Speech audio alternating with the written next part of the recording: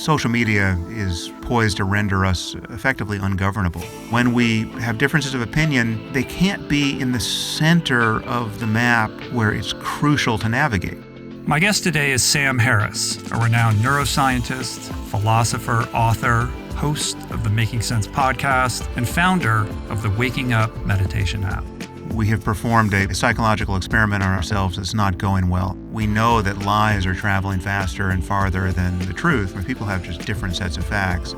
Sam rose to prominence for his criticism of religion and is a leading authority in new atheism. Many of these trends have been advancing on us for many decades, but when you see what's happening on college campuses now, where you've got people just openly supporting a death cult, there's just so much confusion, and misinformation is clearly a major part of it. He's written many influential books on religion, rationality, free will, mindfulness, and ethical living. It's possible to recognize that there is no problem to solve in this moment. So much of the story of being happy is not a matter of changing the world, it's a matter of changing your response to the world.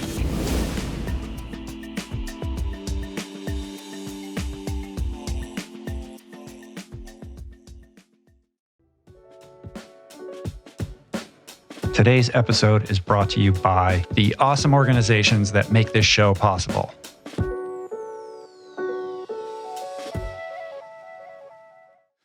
Great to see you, Sam. Thank you for doing this today. Been looking forward to this for a long time. Yeah, likewise.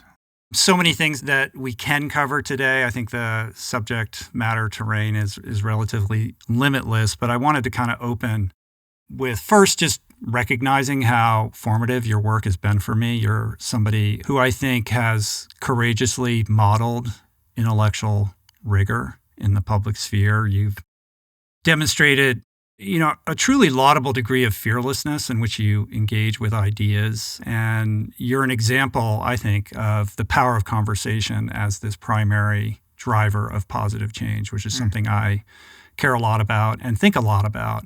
But I think right now we find ourselves in a curious moment, a sort of unhinged moment, depending upon how you define it, where it feels like as a culture, we've sort of lost touch with some of the best parts of who we are. We used to be a culture of high thinkers. I think that was something that defined us as a society, a people who were mature enough to debate important issues with a level of rational decorum. And it seems on some level that we've begun to lose these cognitive qualities. There's a disintegration of critical thinking that is compounded by a decline in institutional trust and a derogation of expertise across media, government, business, medicine, and science. And I see you as somebody who's really trying to preserve this tradition of open dialogue and constructive disagreement and the stress testing of ideas. But it feels more and more like we are untethered to this important fabric, like we're losing the war of good ideas to misinformation and the allure of bad incentives that are increasingly ruling the information and intellectual landscape. And I think the implications of this are rather dire in terms of the coherence of decision-making, our democratic systems, and society at large. So, I'm interested in how you are reflecting on this moment that we find ourselves in and how you are trying to make sense of it, how we got here and where we go from here. Yeah. Well, first, thank you. I'm very glad you found my work useful, and it's great to see what's happened for you here. It's just it's very impressive what you've built, and it's beautiful. Yeah, I'm quite worried that we have performed a psychological experiment on ourselves that's not going well, and I credit social media with a lot of the problem, but it's not everything. I was just reading The Closing of the American Mind, which came out in 1987, I think, and so much of what ails us was whinged about in that book by Alan Bloom. Many of these trends have been advancing on us for many decades, but when you see what's happening on college campuses now, where everything is upside down, you've got people just openly supporting a death cult and thinking that they're championing human freedom. It's not to say there isn't something perhaps to protest there, but it's certainly not what's being articulated in our finest universities at the moment. There's just so much confusion, and misinformation is clearly a major part of it. It's not just that there are good faith differences of opinion about how we should respond to the same set of facts. I mean, people have just different sets of facts, and I feel like that process of amplifying confusion is getting away from us. I've long thought, at least for a year and a half since I, deleted my own Twitter account, that social media in particular is poised to render us effectively ungovernable, right? I mean, if we can't agree about the most basic things that are happening in the world, this is just a local example, but it's ringing in my memory. I know someone who overheard a teenage girl, a senior in high school. Actually, no, she's now in college. And this is a girl who got in, she went to a private school here in Los Angeles. She got into the finest colleges in America. I'm talking like MIT and Caltech and, colleges like that. She was overheard to say that she had just heard someone say that Hamas wanted to kill all the Jews, and she knows that's not true. To the contrary, the Jews want to kill all the Palestinians, right? That's her truth, right? On the basis of what she's, probably protesting somewhere. That's the problem in microcosm, but it's just, if we can't agree about what Hamas is, when Hamas has told us ad nauseum, and then at every opportunity tried to practice this, their murderous ideology, it's just, I just don't see a way forward, right? It is something that worries me. It's hard to not be pessimistic. I resist pessimism, but when you really reflect on the landscape, a situation in which we truly can't agree upon a shared sense of what is real and what is true, there really isn't a way forward.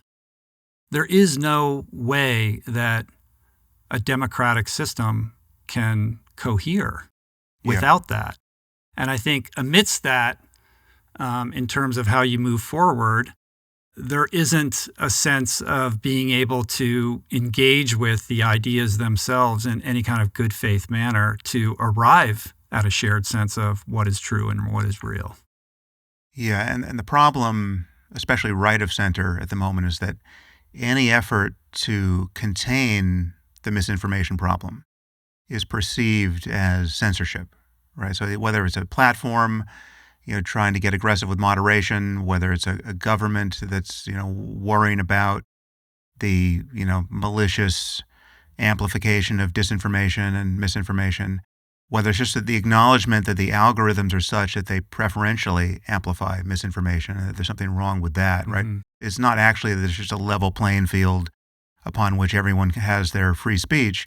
No, there's a business model that is just bursting at the seams with perverse incentives, and we know that lies are traveling faster and farther than the truth. Any effort to address that, even what I'm saying now, even just acknowledging the misinformation problem itself, makes you sound like an elitist stooge anywhere right of center, in America in particular, right? So it's a pro-censorship elitist stooge. And the space we're in, alternative media, really plays into this, because there's just this, what I've been calling a new religion of contrarianism, where every anti-establishment narrative just gets endlessly extrapolated. And it doesn't matter if they don't all fit together, right? It's just what you want is just this rapacious search for anomalies. They don't have to all fit together. It just can be like the wall with strings connecting nodes of madness, John Nash style.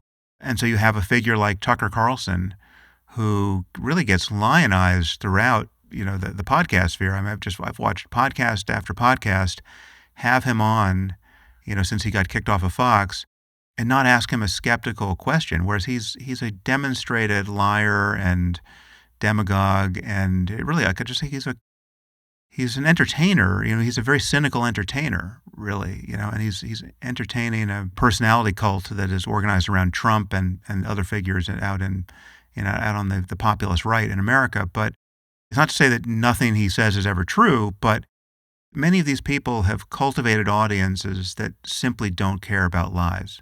right? This is the thing that's amazing. This is like, there are people who are uncancelable because they have found an audience that simply doesn't care about any normal indiscretion that would cancel somebody, right? Like, we can talk about cancel culture.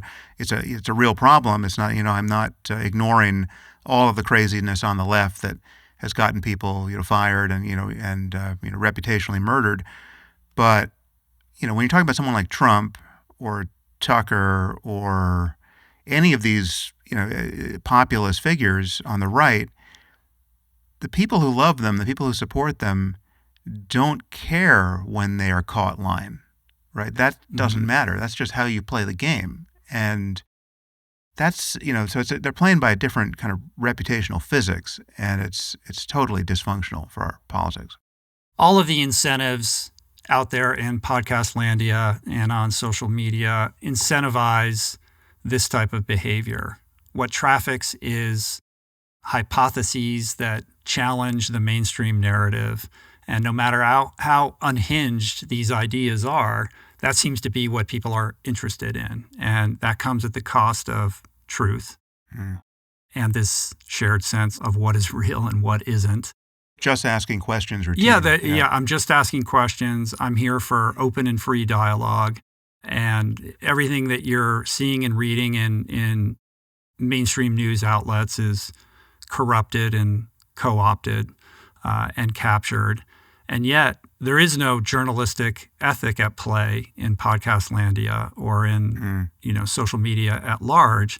So when somebody is platforming an individual with spurious ideas and allows them to basically just pontificate ad nauseum without any pushback whatsoever, I can't help but think like we could use a little bit of journalistic ethics here. Yeah. And I don't know that you could layer that in or compel anybody to do that, but certainly the health of the ecosystem at large would benefit from that. But to your point around the idea that it doesn't matter if you're lying and nobody seems to care, with respect to somebody like Tucker Carlson, he strikes me as somebody who's smart enough to know what he's doing. What is your sense of self-awareness that he has about that kind of behavior? There is something, I think, deeply cynical about him as a person. I mean, I don't know him. I've been interviewed by him a couple of times, but it was a long time ago. I met him a couple of times. But when I just see how he operates, it's there's no question he's pandering consciously to an audience. He just knows how how his brand is built. But what's amazing is the audience is such that there's no level of incoherence, both with with just the facts as we know them about evolution or about anything else, or even incoherence with one's own self, right? That matters. I mean, someone like Trump can contradict himself in the span of 5 minutes, and he has an audience that doesn't care, which I don't know what to compare it to. It's almost like the World Wrestling Federation audience. It's like they on some level, the thing is fake, but you've agreed to take it seriously. It's, ironically, it's dangerous, but for different reasons than it seems to be dangerous. I mean, I'm not saying those guys aren't real athletes, but it's all about a kind of performance that creates a certain mood, and in this case, in the contrarian space, it's a mood of suspicion. It's a mood of contempt for so-called elites and for institutions. The conspiracy thinking issue is I view it as a kind of pornography of doubt, as a pornography of mistrust. It's just the people at Davos are just twirling their mustaches and pulling, all the strings, and the World Economic Forum. On some level, it all comes back to the Jews for half of these people. There's a danger to this kind of thinking ultimately. But before you arrive at pogroms or, genocides, there are many steps along the way where you have even a very wealthy democracy like our own becoming less and less able to govern itself. I mean, I think that we made terrific missteps during COVID, obviously, but we should have learned something from them, and we should be better placed to respond to the next pandemic. I think that if we had another pandemic today, we would do worse. right? There's no question. Yeah. I mean, people are less ready to trust anything coming from government. Nobody would be on board with any kind of mandate around anything. Yeah. Yeah. And, listen, there are reasons why people distrust these institutions. There have been missteps and mistakes. But the level of distrust seems to exceed the level at which it's perhaps warranted, I guess. And something that you always talk about is the fact that we need to trust institutions and we need to listen to experts. So on some level, we must repair trust in our institutions and find a way to, value the experts in a way that when we are in a predicament, a future predicament, which will inevitably occur, we're in a position to move forward in the best way that we can. But what is the means by which we get back to that place?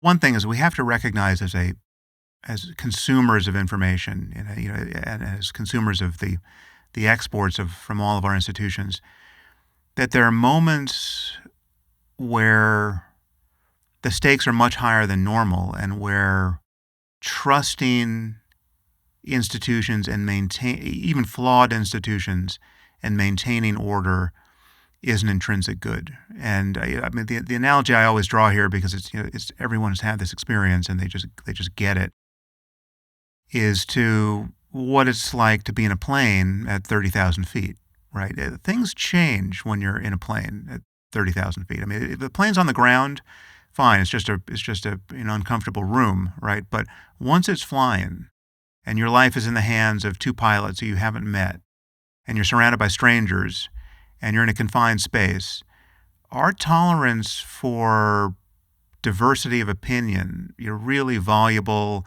intrusive diversity of opinion, and the next guy's bright idea about what we should all do now, right? It goes down to zero when things matter. I mean, especially from the cockpit. I mean, just imagine how little need be said over the PA system of an airplane that's flying to provoke an absolute emergency.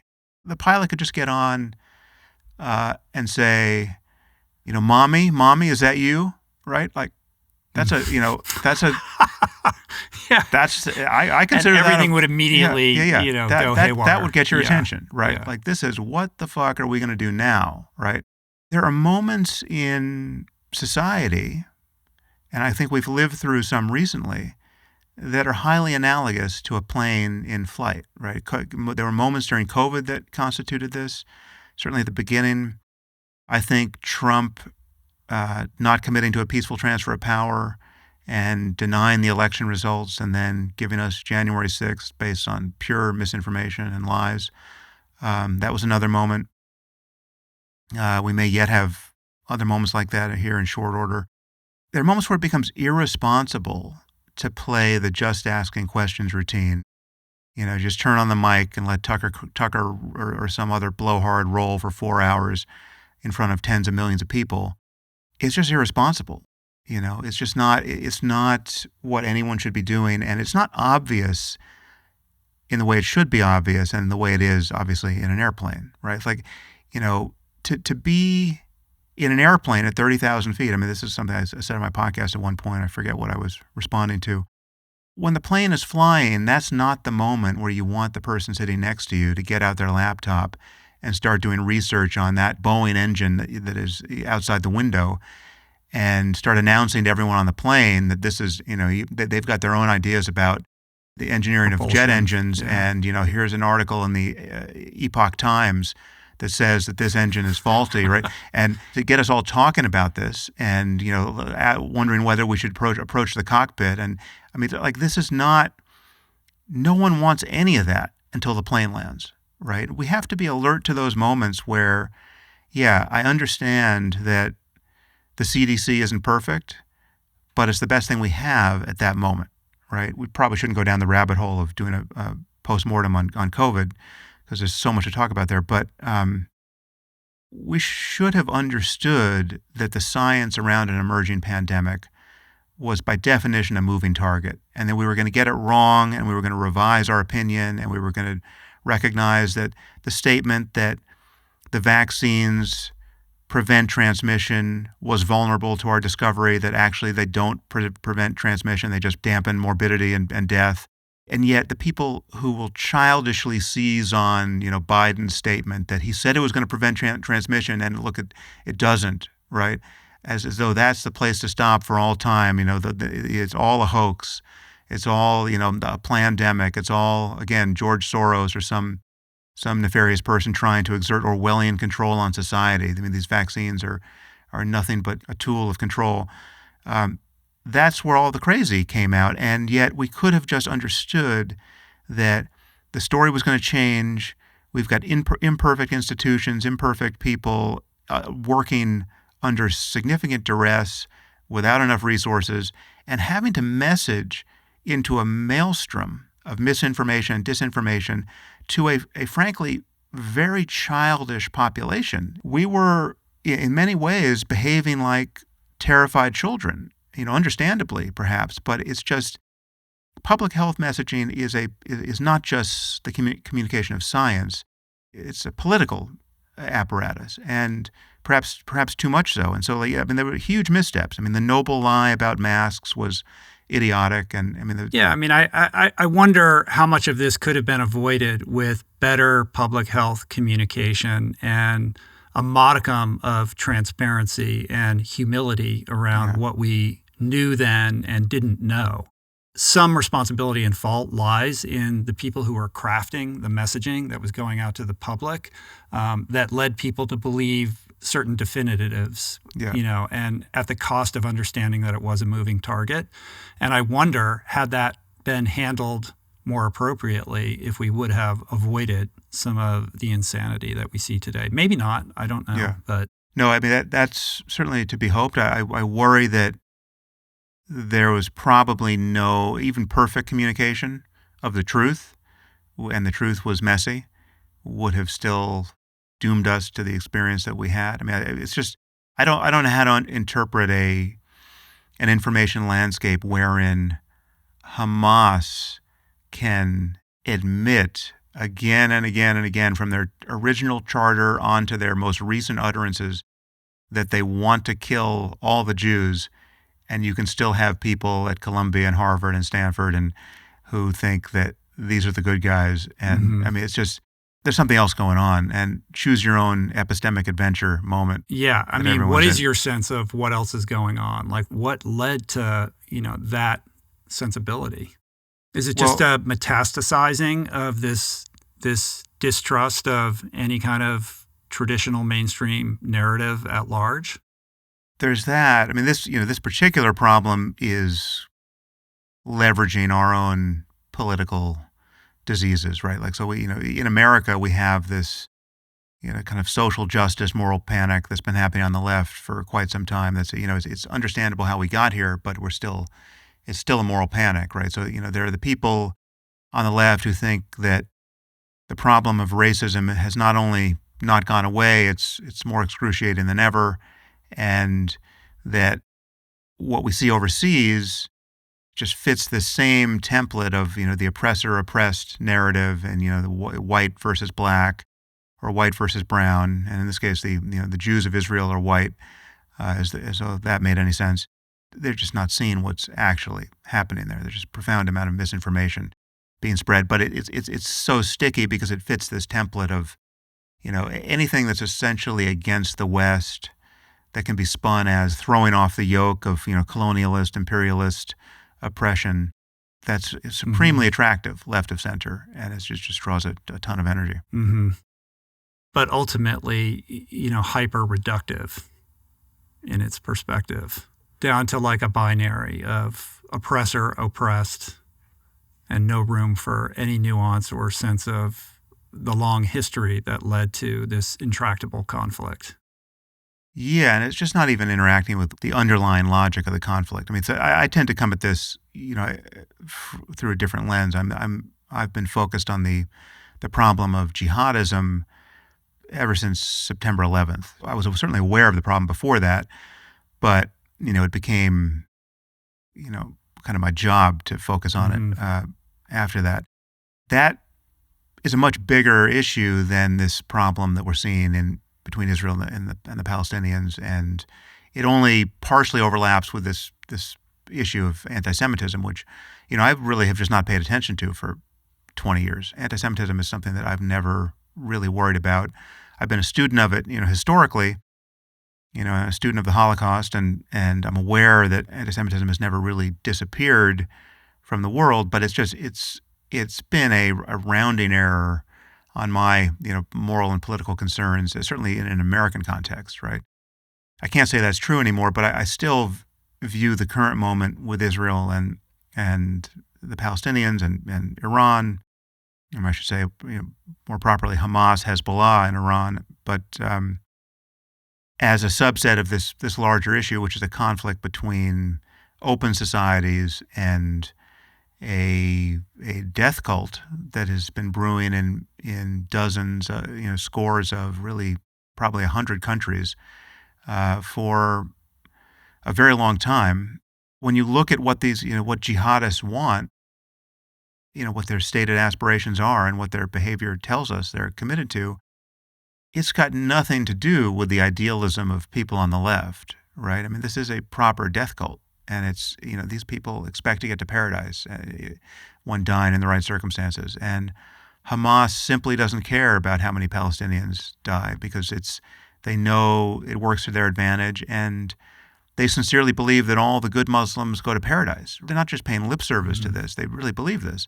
I mean, I stumbled upon an article. I don't know how I found this, but I stumbled upon an article in the New York Times published 15 years ago that I don't know if it would be published today, but it was published in 2009, and it was just reporting a Hamas, rocket barrage on Israel, and they returned fire, but because Hamas was shooting from this, outside of a hospital, the Israelis, hit part of a hospital. They're reporting on this, but the focus of the article was the Hamas fighter who was, wounded and being treated in a hospital. He was ecstatic over everything that was happening, all the casualties and his own injuries, and the fact that he's going to get back into battle immediately. And they were interviewing him. Why are you so happy? Right? This was actually the question put to him. And he said, "Don't you understand? This is all great. Like, everyone's going to paradise. I'm going to get to paradise.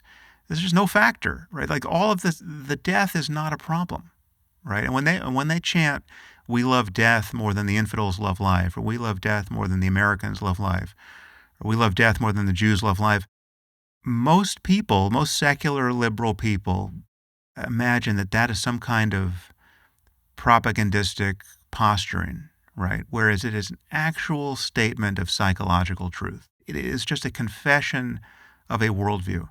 And if you doubt that, you're just uninformed about what jihadism is and how it has leveraged the sincere religious beliefs and spiritual aspirations of many, many people. Now, how many people we're talking about is anyone's guess. It's certainly not a majority of Muslims worldwide, but it's not an accident that this is very hard to talk about in a Muslim context, because it is not a distortion of Islam, right? It's not like you can read the Quran and the Hadith and the biography of Muhammad and say, oh, it's totally obvious where Hamas is going wrong or where the Islamic State is going wrong, because it's not obvious, right? And that's a problem. It's a problem for the entire world. It's a problem for the Muslim world. Most of the victims of jihadist atrocities are Muslim, right? So the Muslim world has to sort this out. They need to win a war of ideas with themselves. They need to win a civil war on, dozens of fronts. There's something like 55 majority Muslim countries. There's a score of countries that are living with this kind of unendurable jihadist, terrorism that we don't even think about, because it's not affecting us. It's just Muslim on Muslim violence. Boko Haram uses children as suicide bombers in Nigeria, right? I mean, it's like no one hears about it, but it's the same logic. It's got nothing to do with Israel. It's got nothing to do with Jews. It's the same death cult behavior. If you interview any of these guys, they expect to get to paradise, right? It's a belief system. And we have to figure out how to inspire a proper reformation and renaissance in the Muslim world, such that the belief system becomes more and more anathematized and Christianity would seem pretty crazy too if we were dealing with the Christians of the 14th century, right? But we're not, because Christianity has been, apart from a few pockets, beaten into submission by enduring a slow motion collision with modernity for hundreds of years, right? It's been steadily bracketed by scientific insight and democratic politics and secularism and, more and more Christians more of the time realizing they just don't want to live that way, right? They don't want witches being burned for their witchcraft because they think probably witches don't exist. And they don't want anyone being burned for thought crimes, right? So we're not in the 14th century anymore. Right. The criticism that gets levied in your direction on that perspective is that how many Muslims are there? 1 billion? About 2 billion. 2 billion Muslims worldwide. And the jihadists and the bad actors and the violent cohort is a tiny radicalized sliver of this gigantic, religious movement that is global. Except, there are many caveats I would add to that darken the picture. But there's this larger subset of what I would call Islamists around this radical core of jihadists, people who still want Islam to determine politics and to determine the character of society, but they're not willing to blow themselves up on a bus to advance that cause. Right? They want to bring this about through democratic processes, or some nonviolent means in most cases. But they still have a vision of life where they want to live under Sharia law. They would agree that blasphemy and apostasy are killing offenses, certainly if they become too pronounced. These are the people who think that Salman Rushdie should have been killed for his novel, and the Danish cartoonists, right? They should have been killed for drawing those cartoons, right? How large is the population of people that would raise their hands in favor of Sharia law? Yeah, it's a lot bigger than you would want. It depends on which polls you trust and where those polls are run. But in the UK, the polling on this is it's never a tiny segment. It's like 25% say they want to live under Sharia law. Draw a stark line between the principles of an open, democratic, pluralistic society and something quite a bit more theocratic, you get much higher percentages. So if you ask, and these are old polls because now we're talking about like the Danish cartoon controversy. So we're back in, I guess, 2006. Mm-hmm. The Charlie Hebdo thing. Yeah, but if you ask, should the cartoonists have been punished for drawing those cartoons, and punished? I don't know that punish was spelled out in the poll, but punish was probably, thrown in prison, right? At a minimum.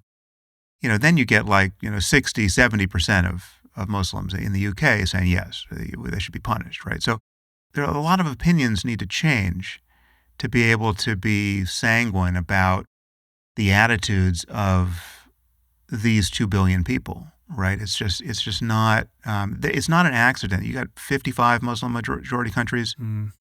None of them are free places to live, right? Comparatively free places to live. There's places like the UAE where you can, you and I could go there and have a very free experience, but still, even there, you can be thrown in jail for effectively thought crimes. I think there are many Western societies that have a problem with kind of an ambient level of Islamist public opinion.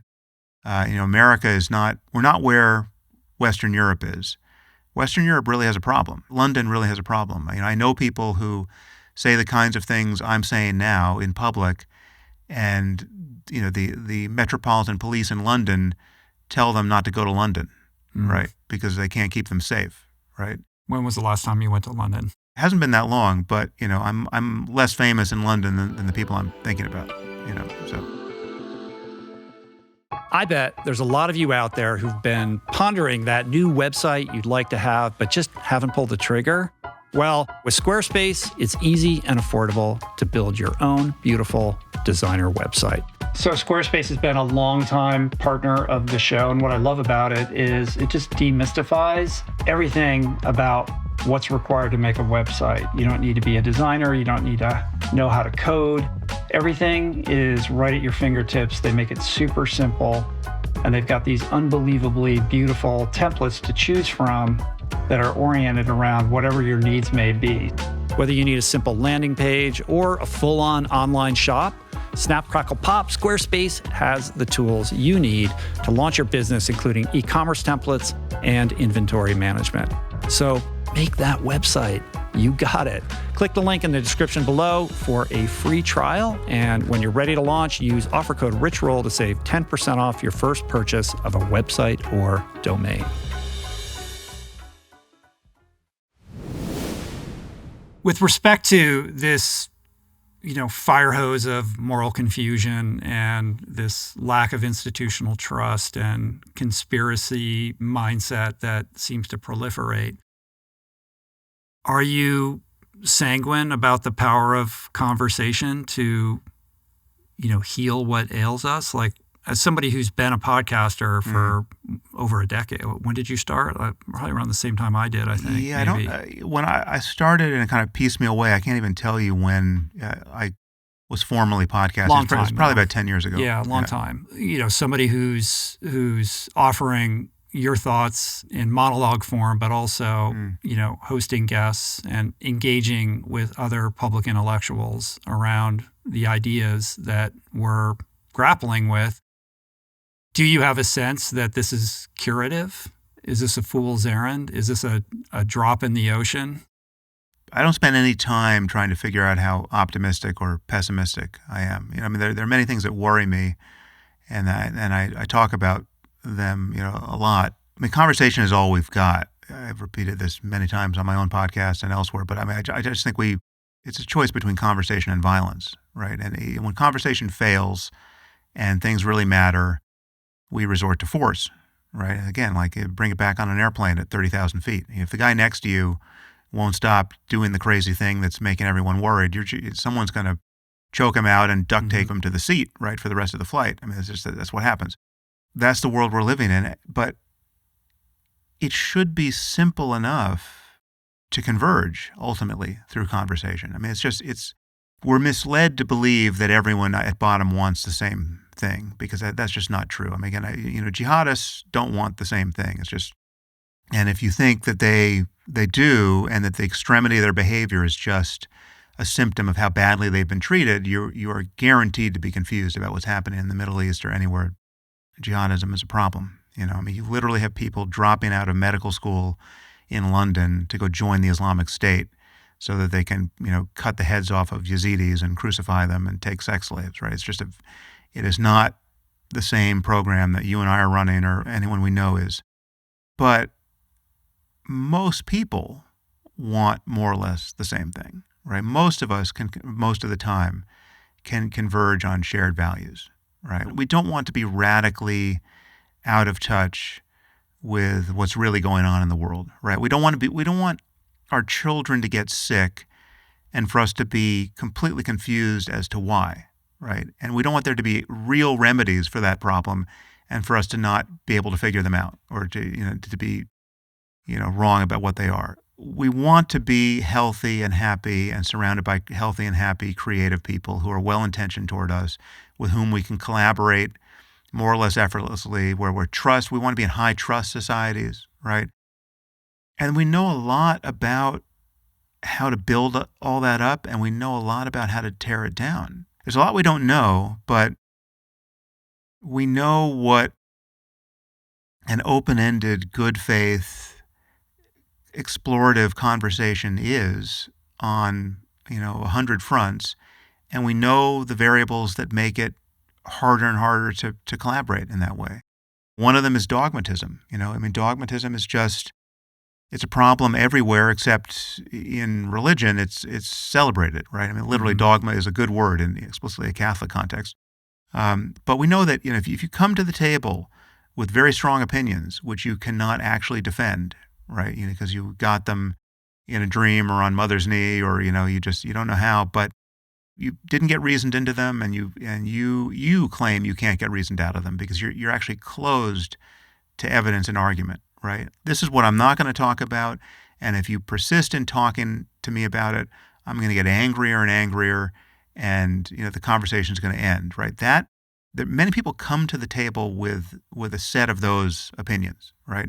And again, religion is in my view, the prime offender here, because it's the only space in which we don't immediately recognize how pathological that is, right? It's like we've carved out this kind of walled garden of taboo where we've just agreed, okay, he's a Catholic, she's a Jew, he's a Muslim. Don't challenge their most cherished beliefs, right? It's indecent to do so. I think that's dangerous bullshit. I think our core values, our expectations about what's going to happen in the future, even about what's going to happen after death, our prime motivations, these are things we have to be able to talk about, and we have to be able to converge. And when we have differences of opinion, they can't be in the center of the map where it's crucial to navigate, right? Like it's just someone has to win in the center because we have to figure out what to do next. I mean, I view morality as a navigation problem, and we're always faced with this forced choice of what to do next, right? We're always going to do something, even when we decide, okay, let's just do nothing, but just take a wait and see attitude. That itself is a decision, you know? So you're always doing something individually and collectively, and we have vast numbers of people who have very strange ideas about how to navigate. And one of the strangest is we have these dogmas that have come down on high that we've been forbidden to challenge for thousands of years, and they make less and less sense when juxtaposed with all that we've come to know about the world in these millennia, and yet we are going to use them to backstop every decision of real consequence. Should we legalize gay marriage? Well, you can have something like 40% of the population say absolutely not, and here's why is a 2,000-year-old book, right? That's becoming less and less serviceable. I mean, it hasn't been serviceable for centuries, but now in the presence of breakthroughs in artificial intelligence, I mean, what does the Bible have to tell us about what to do about AI, right? It's just nothing, absolutely nothing. What we need are smart, well-intentioned, well-educated people who are willing to draw from all the best ideas, whatever their provenance. And if some of them come from the Bible, great. But to be hostage to an Iron Age conversation, which is what any religious dogmatist is. I mean, they're basically saying there's a conversation that was had here in the 7th century or in the 1st century A.D. or in 600 B.C. where the wisest things that were ever said were said then. They can suffer no editing or bowdlerization. They're so good, I'm going to say that they were dictated by the creator of the universe. Right. And that takes precedence over any good idea with the brightest minds and the latest breakthroughs in science and understanding that we have today. And there's nothing, CRISPR, AI, stem cell research, there's nothing that can come over the transom. Stuff that could not possibly have been foreseen, not only 2,000 years ago, it couldn't have been foreseen 150 years ago. Nothing is going to supersede this source code that we're attached to.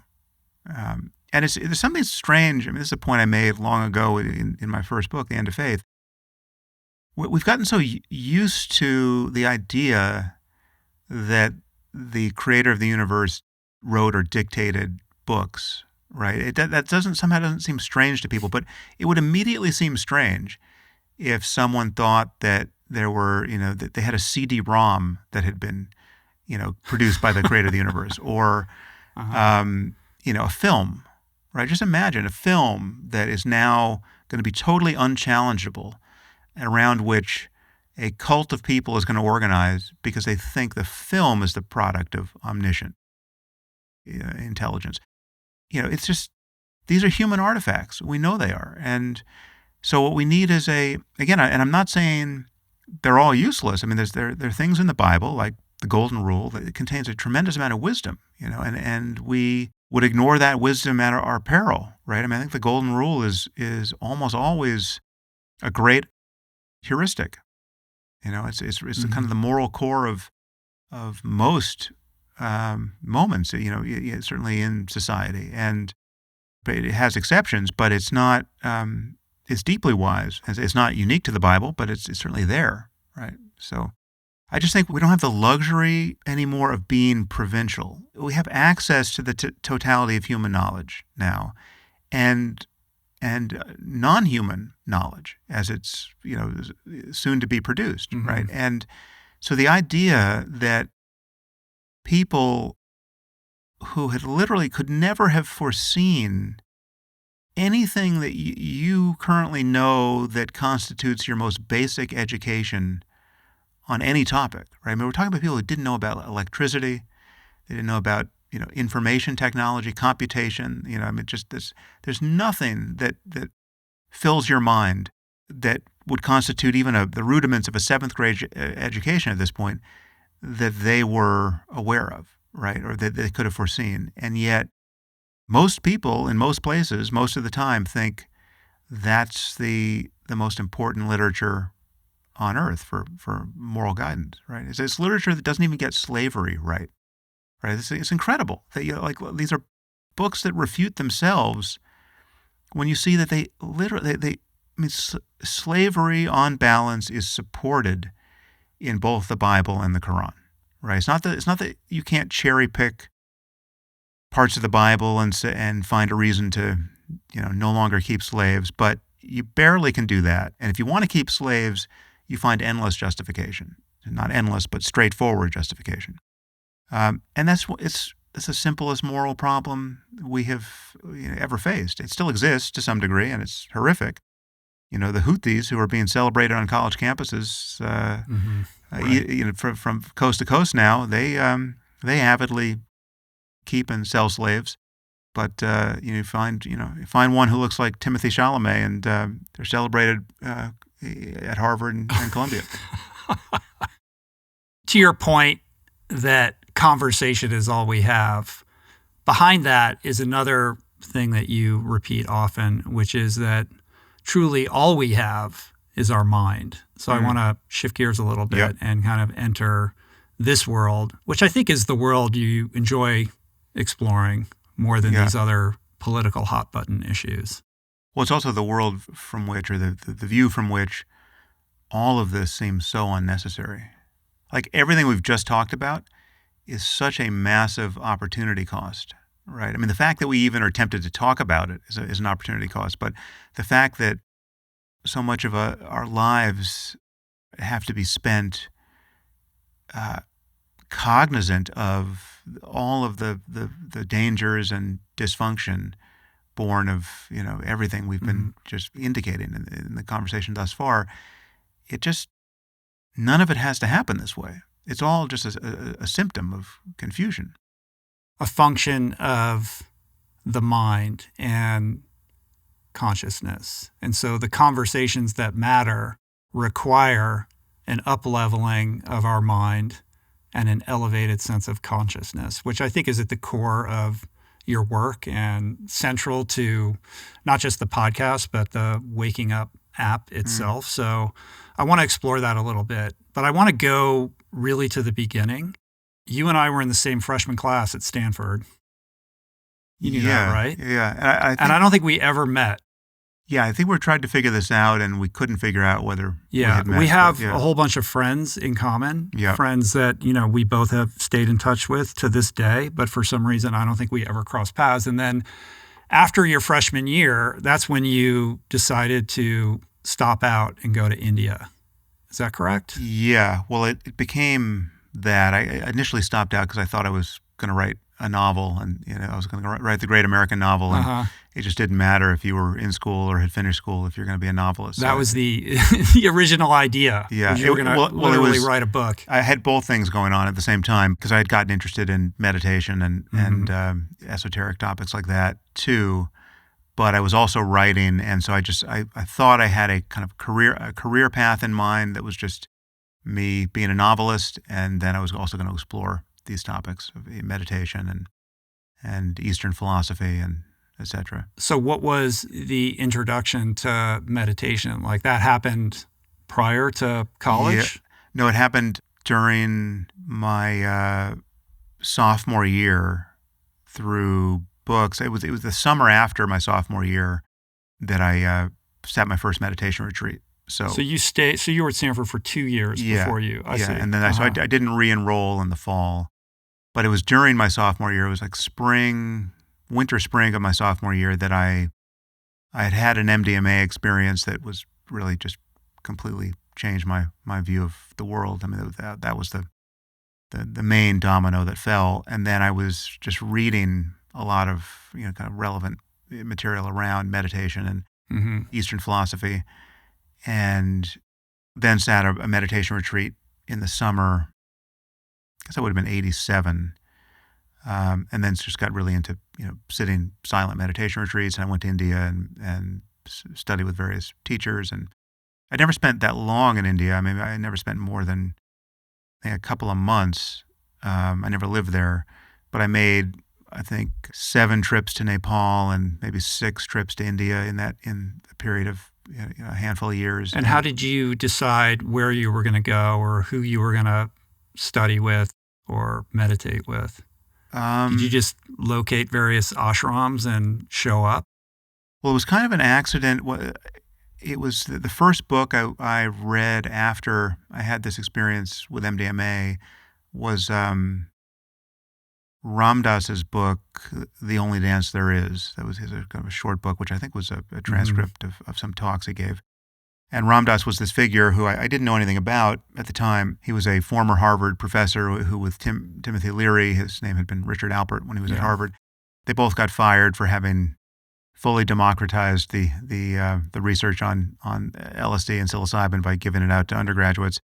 Ironically, Andrew Weil was the student Crimson writer who got them fired. Right? I had him here. He told that whole story. Yeah. So he and I have spoken about it, but I forgot where he landed on this. Maybe does he feel guilty about having done that, or does he feel like that was the right thing to do? I don't remember what. I don't recall, but he was on the whole cannabis thing before anybody writing about that. Yeah, he was he editor of the Crimson? I think I don't know if he was editor, but the article he wrote came out in the Crimson and resulted in it got them fired. Summary dismissal of those figures. But he sort of catalyzed the Ram Dass that we know today as a result of that. Technically, I don't think Ram Dass or Richard Alpert. I think he was given a choice. He could have saved himself, or at least to hear him tell it, he could have saved himself. But Timothy Leary was definitely getting fired. But Ram Dass just basically went down with the ship because he just agreed that was the right thing to do. And then he went to India and he met his guru and he became, he changed his name to Ram Dass and he became a teacher of people and, some years later and had a very colorful career as a spiritual figure. He wrote this book, Be Here Now, which was, a huge bestseller back in, I think it probably came out in 1970, 71 maybe. And so I guess he'd been teaching very actively for maybe close to 15 years when I met him in 87. Did you go to Massachusetts where he has that farm? No, that was at Millbrook. That was before my time. But he was like teaching at various retreat centers. And so this one was up at Brighton Bush in Oregon where I went. It's since, I think, burned down in one of these recent fires we've had on the West Coast, at least partially burned down. And he was teaching at that point just in a very eclectic range of practices. He had this kind of Hindu background with lots of,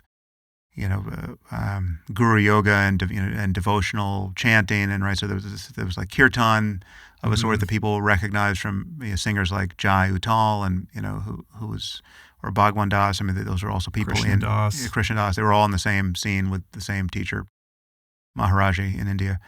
But then he was also a student of Buddhist meditation, Vipassana meditation, which has given us this mindfulness revolution, which is very different than kind of the Hindu side of things, because there's really nothing you need to believe or take on as religious in any sense. I mean, there's nothing to worship. There's no artwork, associated artwork. You don't even have to be interested in the Buddha as a figure. It's just mindfulness is just paying attention closely to your experience, right? And you start by paying attention to the breath, but even that, in most systems, very soon it gets expanded to you're just paying attention to everything you can notice as you can notice it. Just the sights and sounds and sensations and thoughts and emotions are arising continuously, and you're just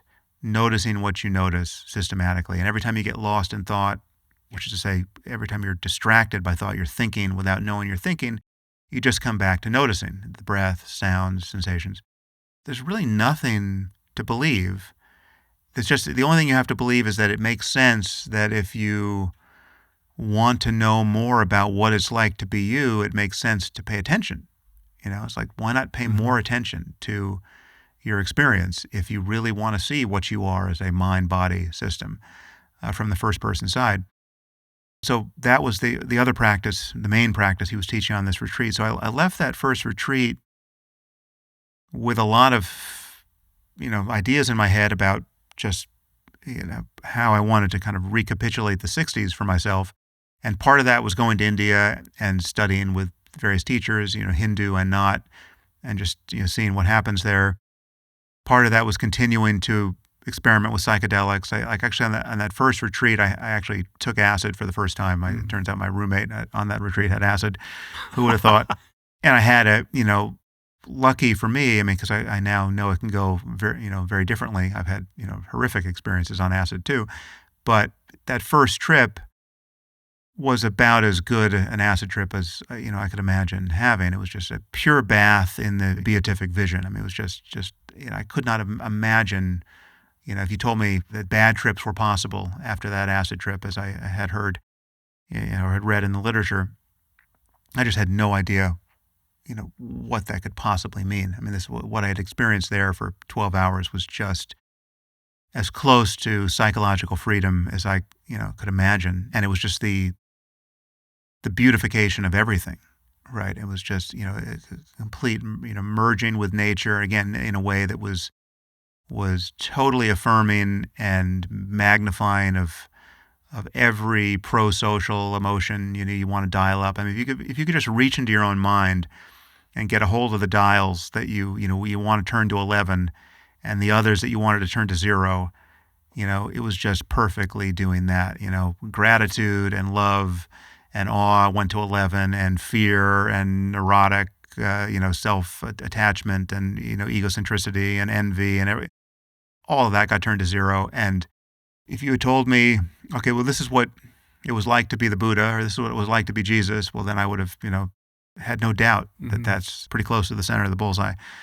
I've since become a more, weathered and sophisticated, connoisseur of these states and kind of student of the mind. And so I have slightly different opinions about what I had experienced there. But it launched me into a decade of kind of inner exploration wherein I absolutely knew that there was a there, right? Like the thing that I couldn't, having come down from that first acid trip, I knew beyond any possibility of doubt that the states of mind I was tending to live in were profoundly limiting and just mediocre, right? And needlessly so. And I couldn't figure out how to get back to where I was, in the center of the bullseye of that trip.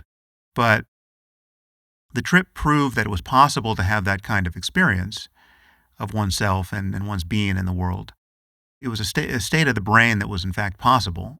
And there was something very instructive about the coming down part of it. Have you done psychedelics? No, I've never done it. I've never done it. I don't know if I feel this way as much currently, given all the meditation practice I've done subsequently. But at the time, coming down was such a grotesque re-education into selfhood. It was just, it was pretty brutal, but it was deeply instructive. Like I could see my defenses and my neurosis, just this carapace of armoring, it just reassert itself. And it was, you could almost hear the the ratchets and the gears, and it was just is very poignant and painful. And so your confinement to self kind of reasserts itself. And at that point, I hadn't done enough meditation practice to know that this, freedom from self was really a very different thing than I was then believed, because it's actually coincident with even just the most ordinary states of consciousness. The false picture of spirituality that psychedelics can give you, apart from all the good things that they can give you when things go well, it's very easy to get the impression that freedom is elsewhere, right? You start out, especially someone like me on a first trip like that, you start out with this sense of, okay, it's just me here. I'm trying to figure all this stuff out. I know I'm not nearly as happy as I want to be or should be. I find it very difficult to meditate. I try to pay attention, but I'm immediately distracted. My mind wanders, and 5 minutes later, I wake up remembering I was trying to meditate. So I'm not like a prodigy at meditation. I know I'm not nearly as happy as I could be, or as 20% of the population already are for whatever reason, and I'm just stuck. And now I'm taking this chemical in the hopes of learning something about what's possible for my mind. And then you get shot into the stratosphere of positively valenced being, right? Where the present moment opens up and just discloses a depth and beauty that you really, you just couldn't imagine was ever there. And it's obvious you're stoned because you remember having taken a drug, but what is also obvious is that on some level this is more true than what you've been living. Even when you come down and you're back into sort of normal waking, the cramp of normal waking consciousness, at least part of what you experienced on the trip. Again, there's other sort of pyrotechnics that are not fundamental to the insight. So like the changes in the visual field, like the colors, right? Just seeing beautiful colors everywhere. It's not like you think, okay, well this sort of shocking iridescence of everything, that's more true. That's how my visual system should really operate. That's not what I'm talking about. But just the absolute freedom from self-concern and an ability to locate the profundity of mere being in the present. Like there's a well of being that you fall into. There's an associated clarity with that, where it's just like you're not, there are many different ways to be stoned where it's just obvious, okay, this is a drug experience. You're less functional than you normally are. It's good you're not driving a car. You can barely have a conversation. This has some components of it. You shouldn't drive on acid and when you're really, fully immersed in what I'm talking about, it could be impossible to have a conversation, right? Language is just the wrong tool for the job of trying to get a hold of what you're experiencing in that moment. But there are aspects to it that are clearly more true or more real than what we tend to experience. And the crucial insight is that virtually all of our suffering is a matter of our entanglement with thought and our not noticing that machinery and not seeing an alternative, right? So we're continually defining ourselves and losing our purchase on the present moment and desiring and fearing and regretting and manufacturing disappointments and animosities and defending an empty core of experience that doesn't need to be defended, right? Like there's a hallucinatory aspect to our or even very normal thinking that is quite analogous to being asleep and dreaming and just not noticing that you're dreaming. Mm-hmm.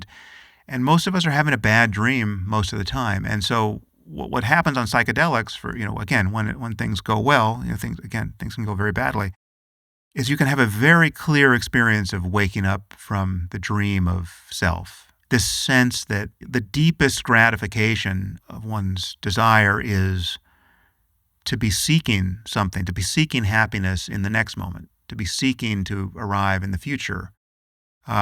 it's the experience of full arrival in the present, right? Which very few people tend to have. I mean, even when things are going great and you're getting what you want, there's always this superficiality. Again, it comes down to our incapacity to really pay attention and really make contact with experience. You're just skating across the top of experience and grabbing more, whether it's a meal or you're getting a massage or whatever the pure pleasure experience is.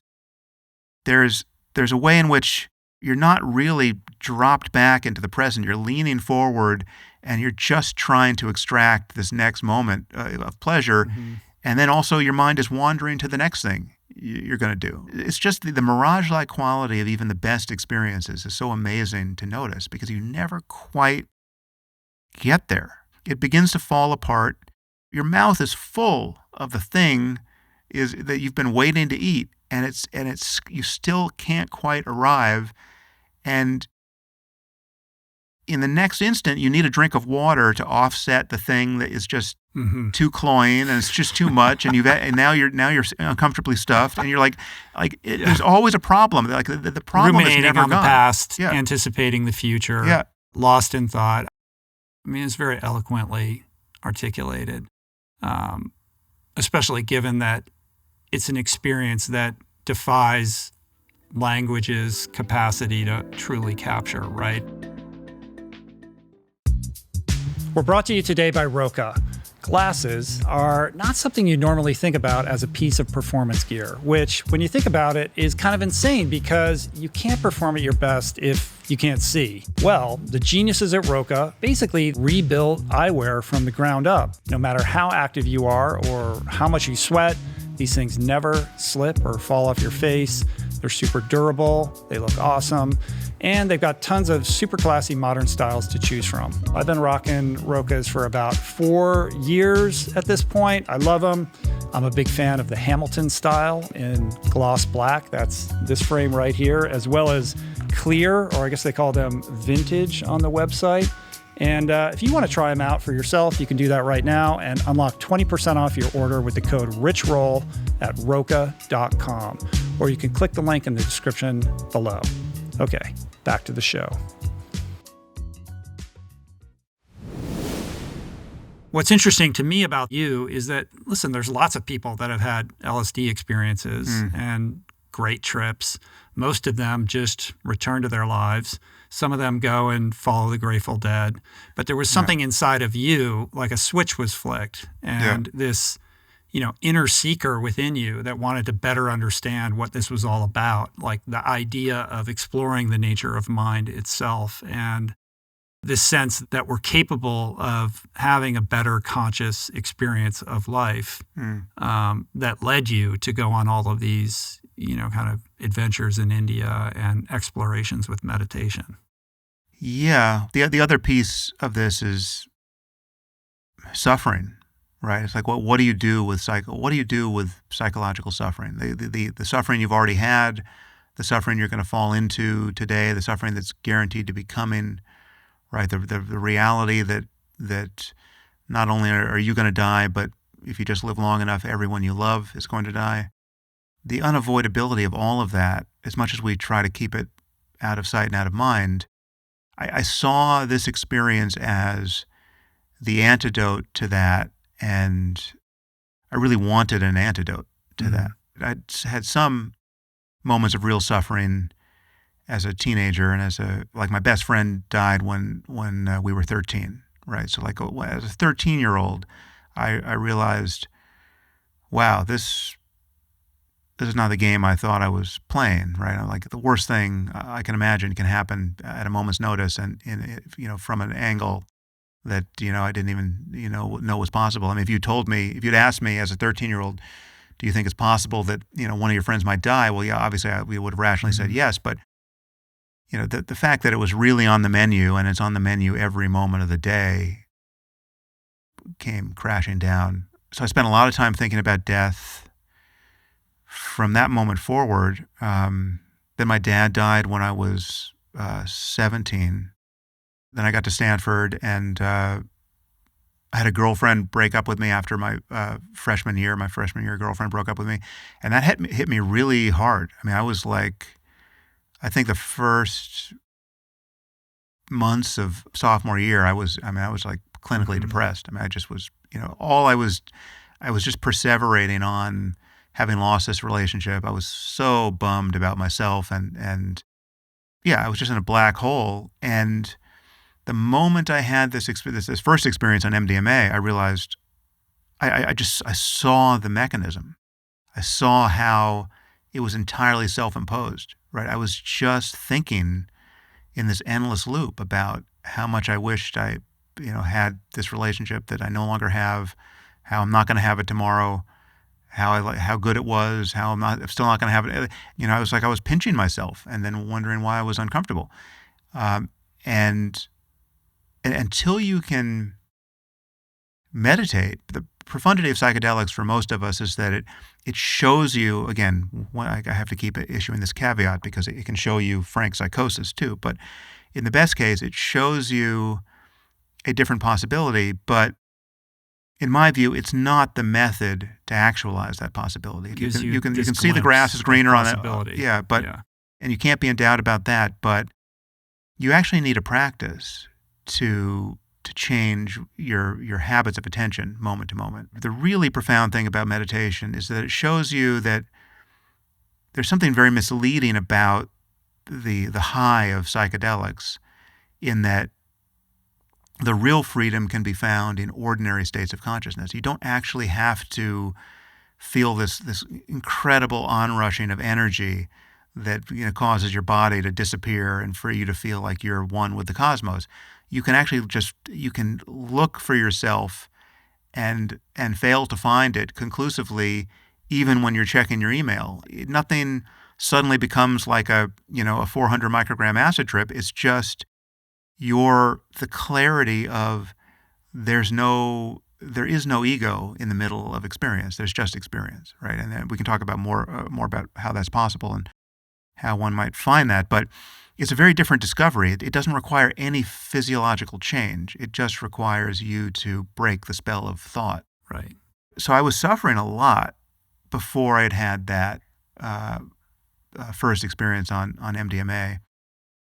And so it was a revelation to me that I could suddenly see everything from this other perspective, where just me getting endlessly wrapped around the axle of self was my problem, right? And past and future. The truth is, I was practicing something very diligently. I was practicing a meditation on loss and disappointment and loneliness, and I was fully immersed. I had deep concentration in those states of mind, and it was a thought-based reflection that was going on from the moment I woke up to the moment I went to sleep for months. I mean, everyone has had, or most people have had, some version of this experience, and there are instructive moments that you can find, even short of psychedelics and short of meditation. You can find these moments where, for instance, many people have had this experience. Someone has died, or they've gotten a divorce, or some huge cataclysm in their life has happened. But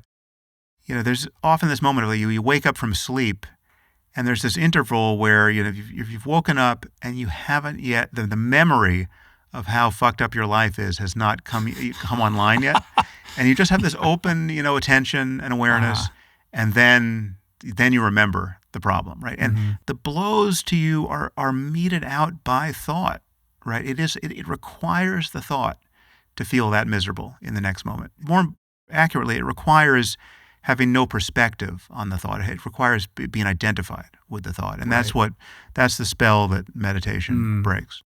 I'm reminded of the story. I don't know if it's apocryphal or not, and I can't remember whether it's Ram Dass or Bhagavan Das, but one of them decided to give LSD to the guru, the Maharishi. Yeah, it's a Ram Dass the story. Yeah. He was like, "Let me try it," right? And then he took some massive dose, and it did nothing. Yeah. And so what we take from that is that this is a person who's already existing in that state of heightened consciousness, of presence. The truth is, I don't know what I think about some of those stories. There are a lot of crazy stories around Maharaji, but there's no question that it's possible to have a mind that doesn't cling to thought, right? And that's a big deal, right? Even if you can only experience it for short stretches at a time, just punctuating your life with 2 seconds of truly open, free attention, doing that 100 times a day, it's a very different day and a very different life than never doing it at all, or having it happen to you by accident, once a week when you're surfing, right? And then you come away thinking surfing is so good, right? Like it's all about the surfing, right? No, it's about the capacity of the mind to become fully immersed in the present moment, such that you're no longer abstracting yourself away from experience and looking over your own shoulder and constructing a self that is in relation to experience. I mean, most people feel like they're having an experience. They're appropriating it from some place outside of experience. But that whole thing is an experience, right? There's just, subjectively speaking, I'm not talking about the metaphysics, right? We can talk about how all of this relates to the brain and the body and the cosmos, but I don't follow people like Deepak Chopra into, making metaphysical claims about, how what you experience on acid or in meditation tells you a lot about cosmology or about what happened before the Big Bang, etc. But when you're talking about the character of experience, there's only experience, right? There's only consciousness and its contents, and there's no ego in the middle of it, and there's no ego on the edge of it. And what you feel your ego to be in each moment, the feeling of I, the feeling that there's a subject in the middle, that's part of the contents of consciousness. Right. That is but another experience within the context of consciousness. Yes. So consciousness itself doesn't feel that way. This is a mindfuck. There's a lot of threads I want to pull on this. Yeah. But I think before we go further, it might be instructive to define what you mean when you say consciousness. Like, what is consciousness by your estimation? Right. There's a lot of debate about this, much of which is not especially productive in the sciences of mind, in neuroscience and cognitive science, psychology, et cetera, and in the philosophy of mind. I happen to think that consciousness is conceptually irreducible. There are people who have tried to reduce it, and I think those efforts have been unsuccessful. How it arises in the physics of things is an open question. It may very well be just a matter of information processing in brains or in any system like a brain that can process information in these specific ways. You're on very firm ground scientifically if you're biased in that direction. It may push deeper into the physics of things, or it may be, a fundamental constituent of reality. I mean, really the jury is out on that. Nothing in my account of the first person side hinges on any of those stories being true or false. I mean, if it's just what brains do, and when you're dead, that's all. None of that changes what I'm saying about the power of meditation or the nature of conscious experience. Consciousness from the first person side, and again, I think this is irreducible conceptually, it's just that it's the fact that there's something that it's like to be you, or to be any system that is conscious, right? So if there's something, this is a definition that the philosopher Thomas Nagel came up with in a very famous article, What Is It Like to Be a Bat, that he published in the 70s. Again, there are people on the other side of this debate who think this is just a wrong turn in philosophy and science, and that we should have a different definition of consciousness. But it seems obvious to me that the right definition of consciousness is that there is something that is like to be that system. So on Nagel's account, if there's something that is like to be a bat, right?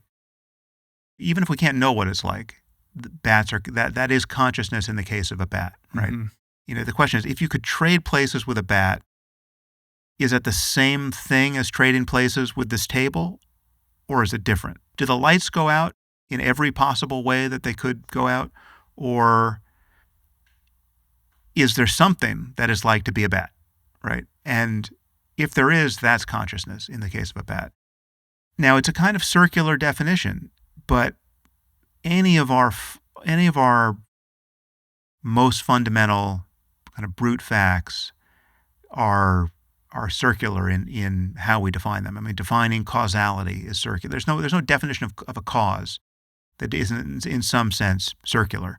The notion of cause and effect is a basic constituent of our thinking about anything. I would argue that the difference between there being nothing that it's like to be and there being something, however inscrutable, however minimal, however weird, however undefinable, the transition from something to nothing subjectively, that is the transition from unconsciousness to consciousness. And it's very much analogous to the transition from, in third-person terms or, objective terms, the difference between there being nothing and something. I think it was the philosopher Schelling who gave us this initial question, why is there something rather than nothing, right? Like that. So but the concept of nothing is very hard to get your head around. I mean, nothing's not just empty space, because space is already something. Nothing is not just this void pregnant with the laws of nature, because the laws of nature already have to be something, or otherwise they couldn't do their work. So nothing's really nothing. Right? So the concept of zero is very hard to get your mind around. But the moment you got something more than zero, this transition from nothing to something, it's a conceptually irreducible intuition we have, that allows us to form any other intuitions about anything happening or not happening, or I mean, it's bedrock epistemologically for us. And I think so it is with consciousness. Consciousness is the fact that something seems to be happening. And the crucial point to make here is that it is no less present, it's no less true, it's no less real, even if we're confused about everything. Even if we're, we're all psychotic, or we're all brains in vats, we're all in the matrix, our physics is totally wrong because all of this is just a simulation on the hard drive of an alien supercomputer. We're not in touch with the base layer of reality in any way. This is a pure illusion, right? The presence of illusion is just as much a demonstration of consciousness as the presence of any kind of veridical perception of anything, right? So, on my view, consciousness is the one thing in this universe that can't be an illusion, right? To say that consciousness might be an illusion is just pure non sequitur. It's just not what we mean by consciousness, and it's not what we mean by illusion. It seems to me that consciousness either exists on some sliding scale that is calibrated with the complexity of a brain. How many neurons do you have? Or it's endemic to everything, what's known as panpsychism. And it sounds like you're relatively agnostic on that, and that exploring the truth behind that isn't necessarily the best use of time and energy, because at the end of the day, we have this experience, and that's what you're interested in trying to better understand. Yeah, and I think the gradations of consciousness are more a matter of the contents of consciousness, right? So what you obviously get as you scale up in information processing and intelligence is more mind, right? You get more distinctions you can make, you get more, you get ideas. I mean, we get language. I mean, just having language is an enormous difference, right? It's just like everything about us that's recognizably human is a matter of us leveraging the power of language, right? And are being able to conceive of a past and a future in explicit terms, and to plan across that time horizon. I mean, that's something that chimpanzees can't do. I have no doubt that chimps are conscious. There's something that it's like to be a chimp. Some of that would be recognizable to us, but the fact that they are not language using in any deep sense deprives them of so much that is, there's so much mental real estate that can't be actualized without language. Much of the experience you have on psychedelics is about more mind, right? You get pushed into areas of conscious contents that most people wouldn't suspect are there, and it's very easy to get enamored of all that and to think that profundity is a matter of changing the contents of consciousness and expanding them and having more of that, having more of those experiences and bigger experiences. But I mean, the crucial thing to notice is that all of these experiences are impermanent, right? I mean, you first you don't have them, and then you have them, and then you don't have them. And So if there's a more fundamental freedom to recognize about the nature of consciousness, it should be not at the level of changing experience. It should be coincident with all experience, right? I mean, that's certainly the hope, and that's I think what meditation, at least certain kinds of meditation, appropriately targets, right? It's not making a fetish of the highs of experience that certainly can be explored with psychedelics and without. I mean, there are styles of meditation that get you very high in a drug-like sense, and they're very goal-oriented. I mean, these are people who are becoming, through their training, kinds of spiritual athletes who are really trying to get somewhere, and there's a logic of seeking to change experience by, through the practice. But that's not what I'm recommending. Kind of the wisest traditions within Buddhism and the Indian tradition are draw a very clear line between that style of meditation practice, where you're seeking to have more and more ethereal, temporary experiences, and what's called wisdom practice. There's a clear, firewall there, or disjunction there. The first step in a mindfulness practice is to notice that there is some distinction between what I guess you could deem higher awareness, or perhaps you could call it the self, and the ramblings and vicissitudes of the mind and thought, right? And I think that awareness, like, oh, there's me, and then there's me observing all of these thoughts that are passing on the surface of consciousness.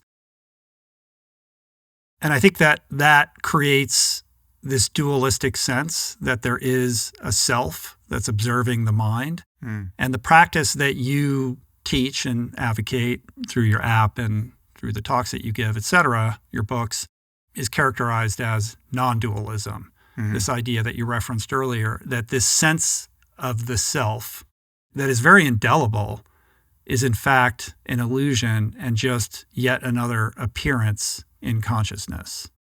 Yeah. And that's a very, like, when I'm doing your daily guided meditations, no matter how, I've been doing it for a long time, like, that's a steep mountain to climb to get to that place where you can really embrace that as truth. Yeah. It took me a while too. I mean, I think I had spent about a year on silent meditation retreats before. What was the longest that you sat in silent meditation? 3 months. Wow. So, but I did that all day twice. long, every day. Yeah. 2 3-month retreats, and then a lot of shorter retreats, 2 months and 1 month and 3 weeks and things like that. But then all the way down to like just 1 day.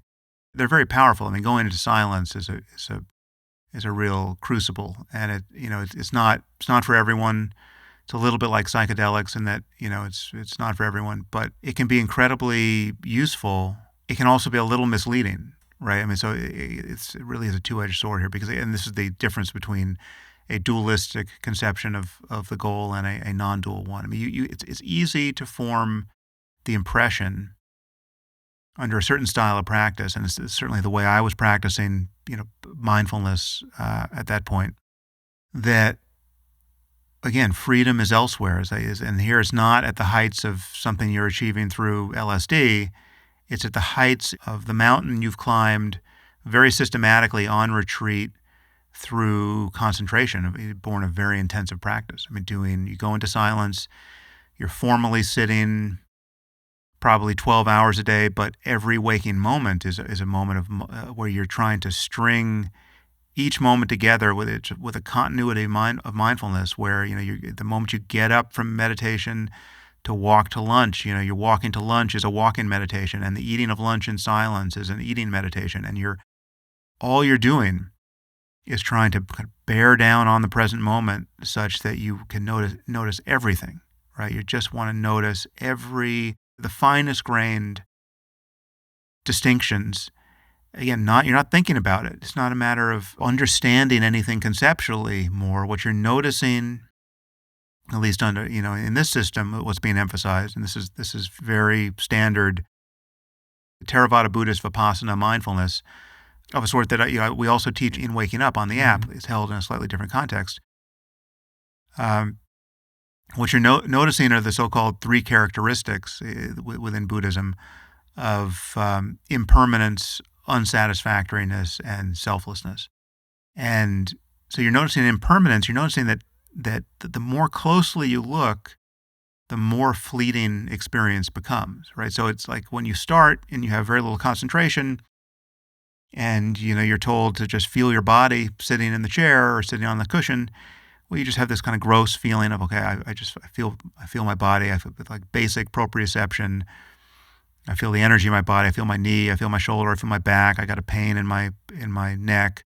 I hope that goes away. Okay, I'm back to the body. As you do this hour by hour by hour, you get more concentration. The difference between being lost in thought and being really present with your sensory experience becomes clearer and clearer, such that eventually the present moment gets enough kind of gravity to it where your attention more and more naturally rests there, and you can actually pay attention to the breath and to sounds and to sensations.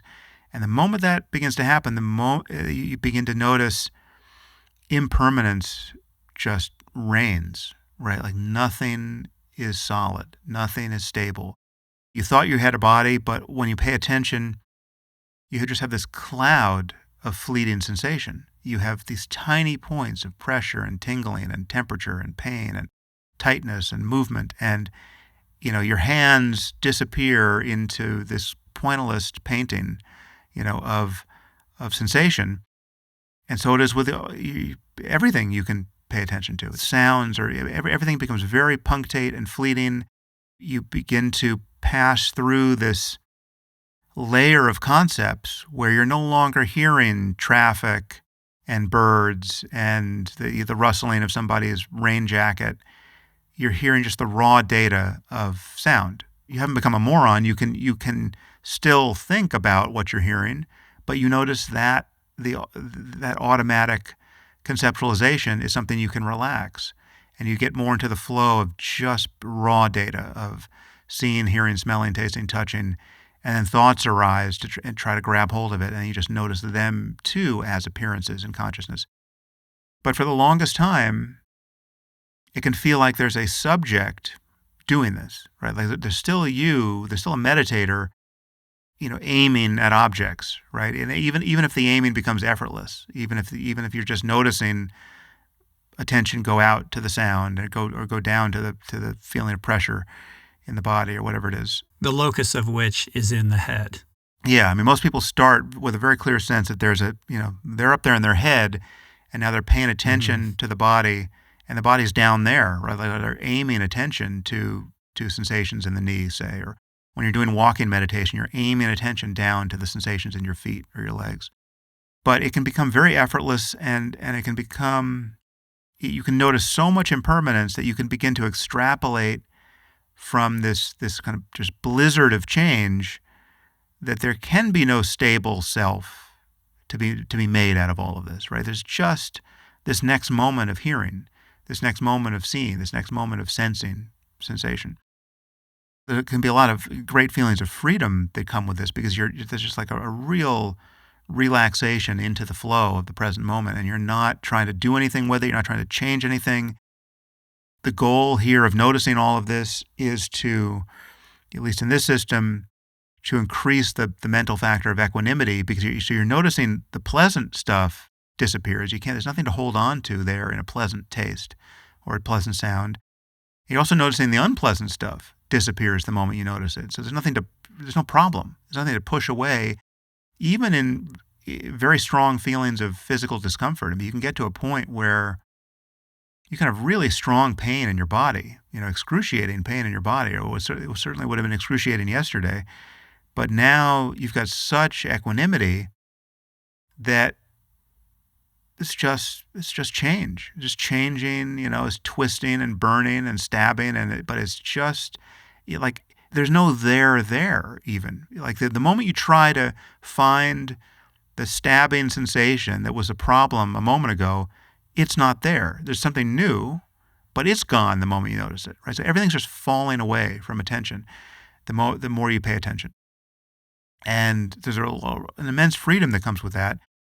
I told you about the three characteristics. The second characteristic is what's often translated as suffering, but that's not quite right. It's more, the Pali word is dukkha, but it's unsatisfactoriness is a better translation. And it's this principle that there's no there based on change, right? Like, it's just, no matter how good it is, no matter how bad it is, there's just nothing to hold on to. And so there's nothing worth clinging to. There's nothing worth pushing away. There's nothing worth grasping. Just let everything flow. And the third characteristic is selflessness. But again, under this system, it's more an extrapolation based on impermanence. It's like because everything's changing, there really can't be a subject. And the more you pay attention, it begins to feel like even subjectivity itself is just arising by itself, almost as a kind of punctate thing. It's just going, it's a sound, it's just seeing, hearing, smelling, tasting, touching. There's kind of this piecemeal aspect and impermanent aspect to everything. And it's all just part of the flow. And when you have a lot of concentration on retreat, especially, you can have the experience of, in brief moments, the self really seems to disappear, because in this moment of hearing, the normal moment of hearing is just this kind of subject-object perception. There's a subject doing the hearing, there's a thing heard, and there's this operation of hearing between them. Mm-hmm. What you have more and more with concentration is just this just hearing. It's just a pure experience of hearing. There's not two sides to the thing. There's just hearing.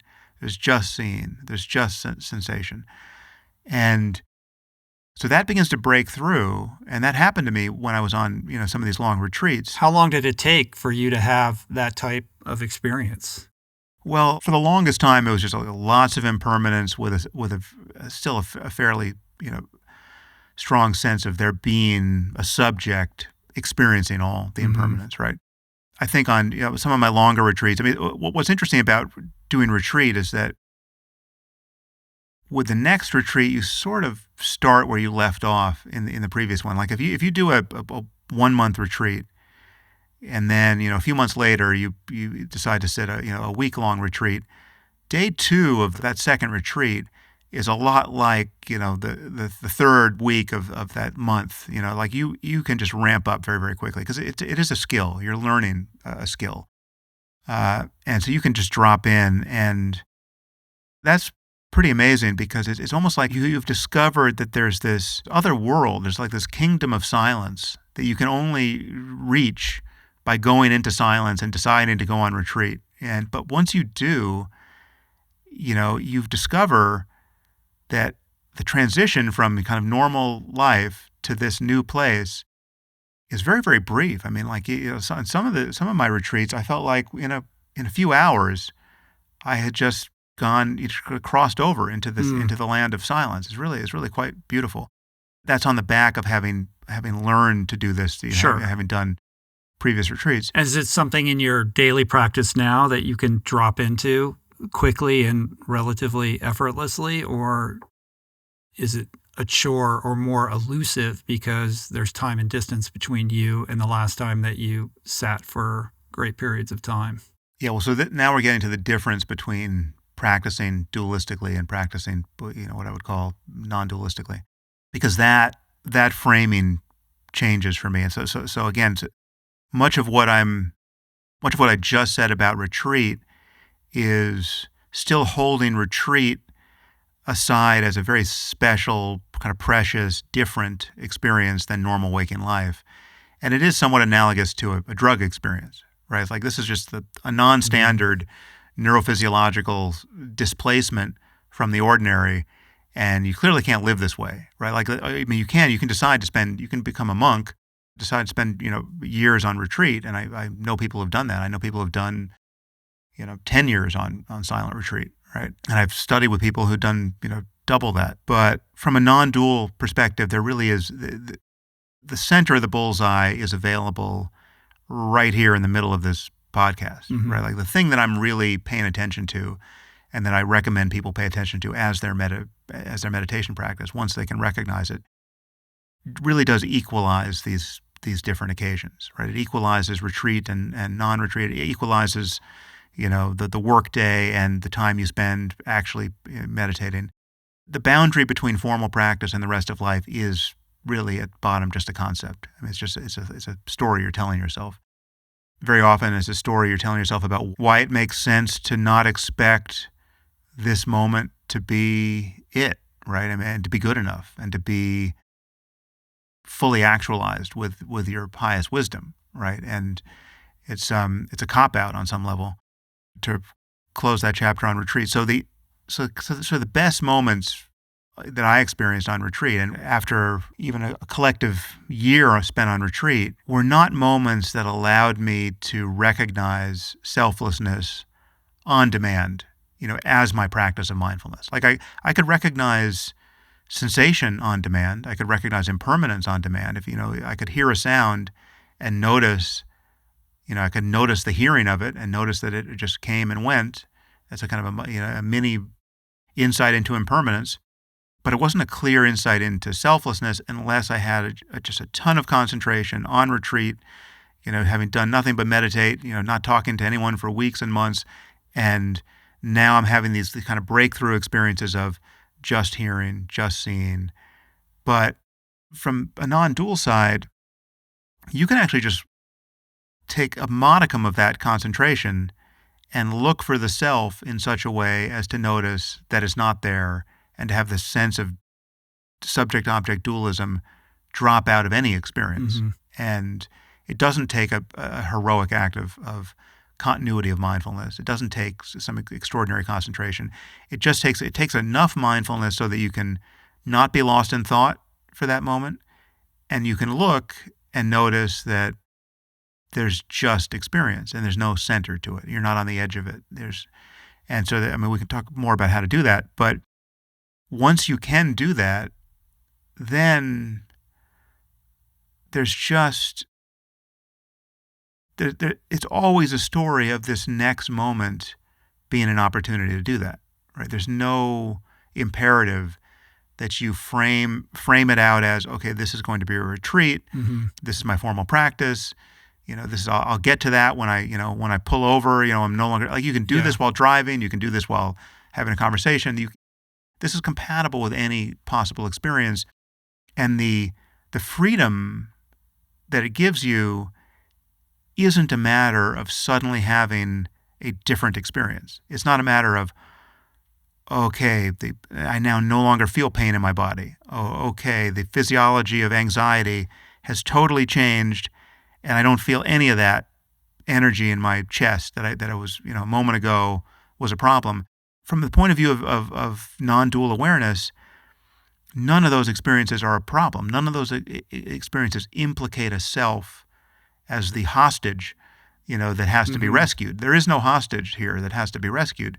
There's just experience. And once you allow the center to drop out of any experience, even if a moment ago you were anxious, let's say the example I always use is public speaking, because, people are so worried about it, and I used to be very worried about it. The anxiety of stepping out on stage, right, is a problem. If you're fighting it, you wish you weren't this person, you wish you were more comfortable, you're thinking thoughts about how to change it. I wish should I have taken a beta blocker? Like what?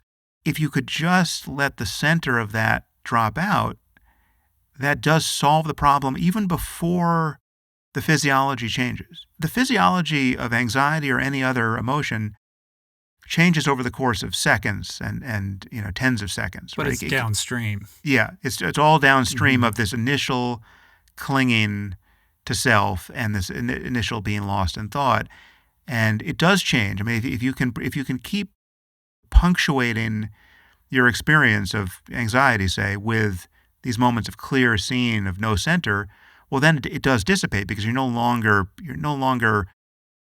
building the machine of anxiety or running those gears, or at least you're interrupting it, to tens of times over the course of a minute. But the thing you recognize, and the thing that's really is a kind of a non-dual insight, is that your freedom from self and from suffering, psychological suffering, isn't actually predicated on the contents of consciousness changing. Like the anxiety doesn't have to go away for you to be free of it, right? It will go away if you're no longer manufacturing it, but you can actually drop your problem faster than the physiology will dissipate.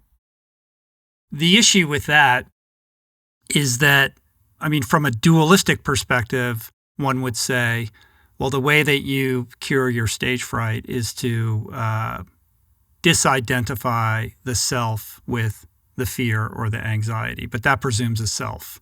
The non-dualist would say there's no self to be anxious to begin with. Everything just is. And the idea that there isn't a self defies every intuition and instinct we have about what it means or feels like to be alive, which makes it very difficult. I mean, I've had very kind of fleeting flirtations with very brief momentary experiences with this. They go away quickly, but they're the result of, conscious prompts that you have in the meditations, like look for the looker, like who is doing the looking right now? Yeah. And the more you can kind of focus on that, like pretend you're looking on yourself and like, what are you seeing? The idea that there is no head. Yeah. That one's very useful. That comes from this really self-invented teacher, Douglas Harding. He was influenced by Zen, but he was an architect who having no head or something like that. He wrote a book called On Having No Head, which is quite it's this beautiful little primer on his method. But so this technique is especially powerful because it can easily be mapped onto a social situation like this. I mean, so when you and I are having a conversation, very much of your sense of self is born of a feeling that you're behind your face, you're in your head, I can see you, I'm looking at you, right? And you're 4 feet away. Yeah. But so you feel in relationship to me because you feel like you're behind your face looking out across space at me, right? But if you look for your head, if you look for yourself, this is the only face you can see, right? Like you see my face. Yeah. You can't see your face. I mean, I can see my nose some of us with big noses can get part of the nose in there. But the way Harding described it is that when you look for your head, you find that in place of where your head is supposed to be, there's just the world, right? There's just this open space in which everything's appearing, and including the heads of other people. It's not that you think you've been decapitated or you think you don't have a head. You understand you're a person, but your actual raw experience is of this openness, and the other person is part of this field of openness. I mean, I have a visual field in which you're appearing, and the sense of self is born of you and I are making eye contact. There's two modes I could be in here. I could follow your gaze back to where I think I am. I could feel implicated by your gaze, right? And sometimes that could be tempting, like you could say something or you could change your expression. I'm talking and you could look confused, or you could look like it sounds like you don't agree with it looks like you don't agree with what I'm saying.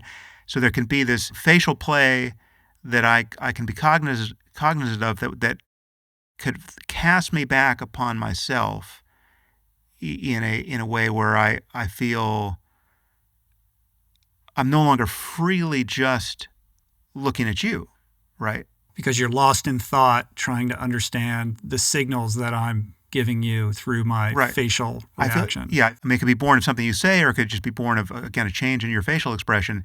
The sense of being in relationship, the sense of being scrutinized by another, seen by another, the sense that I'm an object in the world for you, right?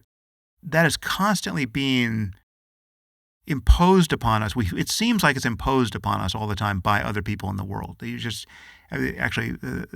Sartre, the existential philosopher, in his book, I think it was Being and Nothingness, he describes what he considers the primal circumstance of the voyeur. I mean, I don't agree with much of his philosophy, but this is kind of a brilliant thought experiment or example. Imagine being a voyeur. You've crept up to somebody's bedroom window. You're looking at the object of your lust through the window, just 100% committed to the experience of seeing. and then you hear someone stepping up behind you, right? Like at that moment, you don't even have to turn around. You don't know, but the moment you know someone's behind you, you suddenly feel this collapse into selfhood. You now know you're the object of another, right? There's another perspective that's taking you as its object. It's that recoil from pure experience, in this case, the pure experience of seeing, into this kind of collapse into self. That again, this is happening to us 1,000 times a day. In fact, it happens to us so often that we think it's our default condition. It's real. We're selves. I'm over here, right? But it is a kind of collapse. It's a kind of action, and it's not really coming from the other, right? It just seems that way. It's something you're doing with your attention now, and you can not do it.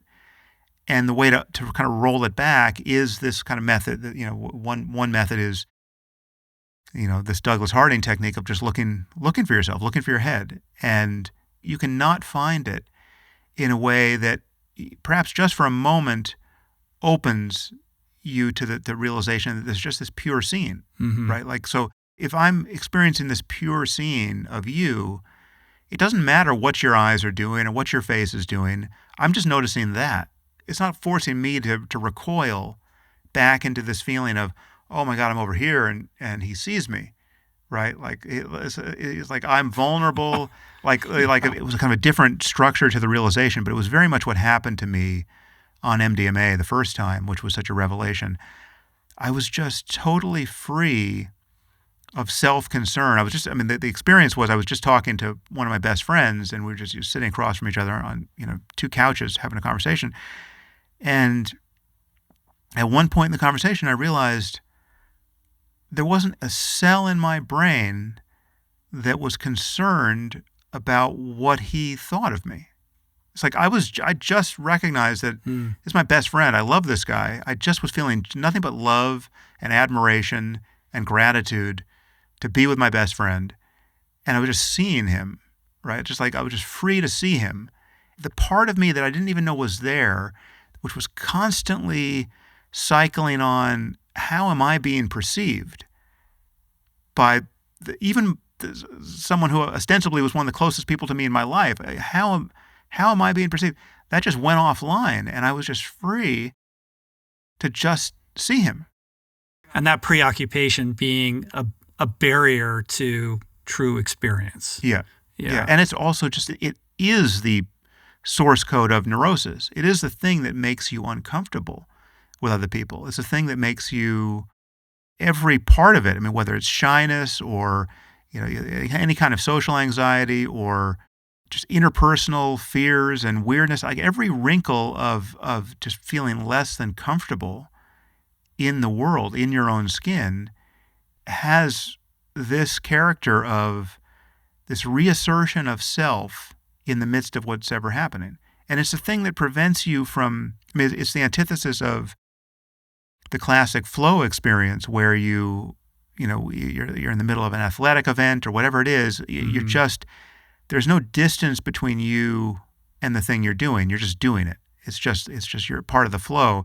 When there is a distance, it's usually in the mode of either you're distracted, you're just lost in thought and you're thinking about all the stuff you have to do after the bike ride or whatever it is, or you could be in some sort of error correcting mode where things are not going the way you imperfectly learned the skill.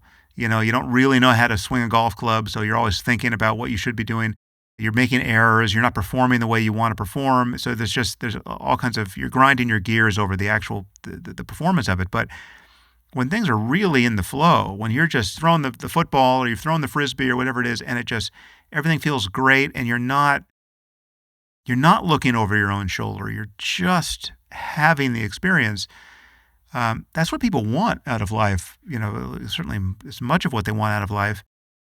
That's a quality of attention. It's not the thing. It's not the thing you're doing. It's just that certain things we do are more optimized to pull that out of untrained minds. But training your mind, you can actually have that experience in any arbitrary context. It doesn't matter what the experience is.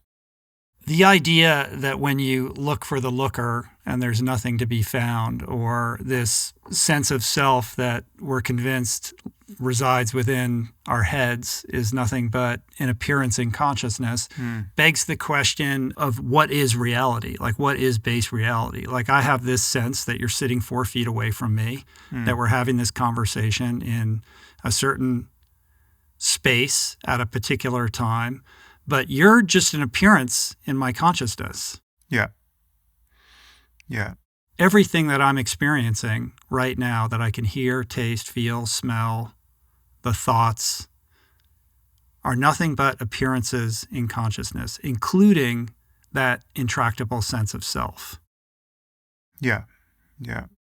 So then, what is reality? Like, that's the question that comes to mind. If everything is but an appearance in consciousness, and consciousness is truly all that there is from our point of view, it becomes, another intractable question to answer. Yeah. Yeah. I mean, so from my point of view, nothing of importance for our well-being hinges upon our answering that question. So I remain agnostic with respect to the metaphysics. So everything you said is true. So just purely as a matter of neurology. I mean, so let's just say that the standard, physicalist, materialist picture of the mind is true, right? So there's just, what we have is an unconscious universe wherein certain systems process information in such a way that the lights come on, under some conditions of, complex information processing. Remains to be seen what those are. In my view, if that's true, it's always going to seem like a miracle. It's never going to be self-explaining. We're never going to say, oh, yeah, so it makes sense that functioning at 40 hertz, in a system of 100,000 units is sufficient for consciousness, but otherwise not, right? That's just going to seem like a miracle. But let's just say that it is just at bottom a matter of information processing. It opens the question as to whether or not this could be substrate independent, so whether we can build conscious AI is a question that follows from that, based on the fact that intelligence and everything else, any other consequence of information processing we know about, is clearly substrate independent. I would say that if consciousness is born of information processing, then we certainly should expect conscious machines, because I just don't see what is important about having the computer made of meat. And a sufficient facsimile or approximation of consciousness at some point becomes indistinguishable from consciousness as we understand it. So is there... Well, from the outside. Yeah. But at some level, does that even matter? Like, the question of sentience in an artificial intelligence. Yeah. Well, let's table that. I think it does matter. I mean, that's a whole other thing. We might not have time to get to that today. Yeah. But keep going. I think it's super interesting. I think it's consequential, but I guess I can actually deal with it pretty briefly. If we build machines that are conscious, then we've built machines that can actually suffer, right, or be made happy. We've built machines that are really having experiences, right? They're not just seeming from the outside to be having experiences. My concern is that we won't actually know whether or not we've done that. What's very likely is that we're going to build machines that seem conscious, because we're going to build them that way. We're going to want them to, at least with certain kinds of machines, we're going to want them to seem conscious. And the more intelligent they get, the more they're going to pass the Turing test in that sense. I mean, so certainly you just imagine what it would be like to have something like, truly humanoid robots that are out of the uncanny valley. And so it's like Westworld, where it's like these people look like people, but they're robots. They're being driven by these amazing large language models, and they know everything, and they can notice how you're doing. They've read all your email, and you've got this perfect robot companion. That's going to drive all of your empathy circuits such that it's just going to feel like you're in relationship to a conscious being. And we will build them so as to seem that way, right? So if we don't understand how consciousness actually arises, or if it does arise on the basis of information processing, we're at bottom not going to know whether that system is conscious. But it will be very important to know if it's seeming to suffer is real suffering, right? Like, are you committing a murder when you turn off your conscious robot? If its portrayal of suffering or happiness is so thoroughly convincing to the brightest human mind, we will interface with it accordingly. Yeah, and that's why I think I actually published an an op-ed in the New York Times with the psychologist Paul Bloom back when Westworld came out. We were both fans of the show, and I mean the insight we had there is that Westworld's impossible because in the presence of humanoid robots this compelling, no human would treat them the way that they are treated. You will not only seem like a psychopath to other humans, you would have to be a psychopath to want to behave that way. It's like to really rape Dolores. But isn't that part of the premise, though, that these are psychopaths, these rich psychopaths who go there to live out some of them certainly are, sort of dark fantasies. But like it's just either so Westworld would act like a bug light for the world's psychopaths. Right. The non-psychopaths among us would look at this and say, I mean, you wouldn't be able to say, yeah, I just went to Westworld and I just raped and raped and killed children. Right. It was just awesome. Right. Everyone who's a non-lunatic would say, dude, you've just lost your mind, right? We no longer respect you. You need to get help, right? Like, so there's no way we would behave this way. So my concern is we will lose sight of the interesting problem as to whether or not they're conscious because they're just going to seem conscious, and in truth, we won't know, right? But I agree, they certainly will seem conscious if we keep making progress.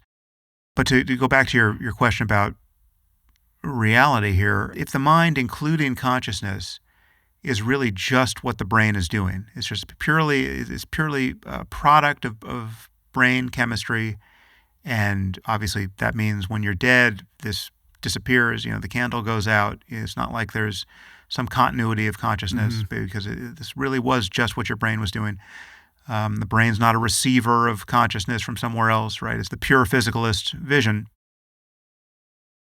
Even under those conditions, everything you're experiencing right now is just a vision produced by neurophysiological changes moment to moment in your brain.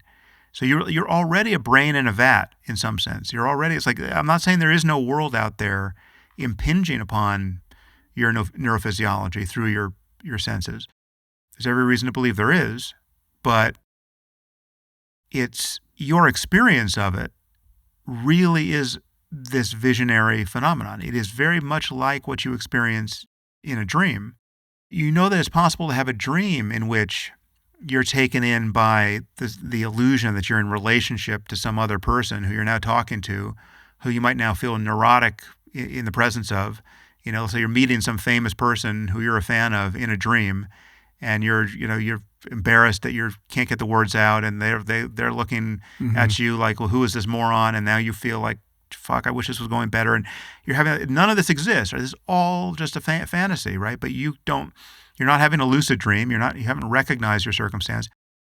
We know that the brain is a kind of hallucination machine like this, where you can abstract self into an experience in relation to someone else who doesn't even exist, right? You're doing this all the time.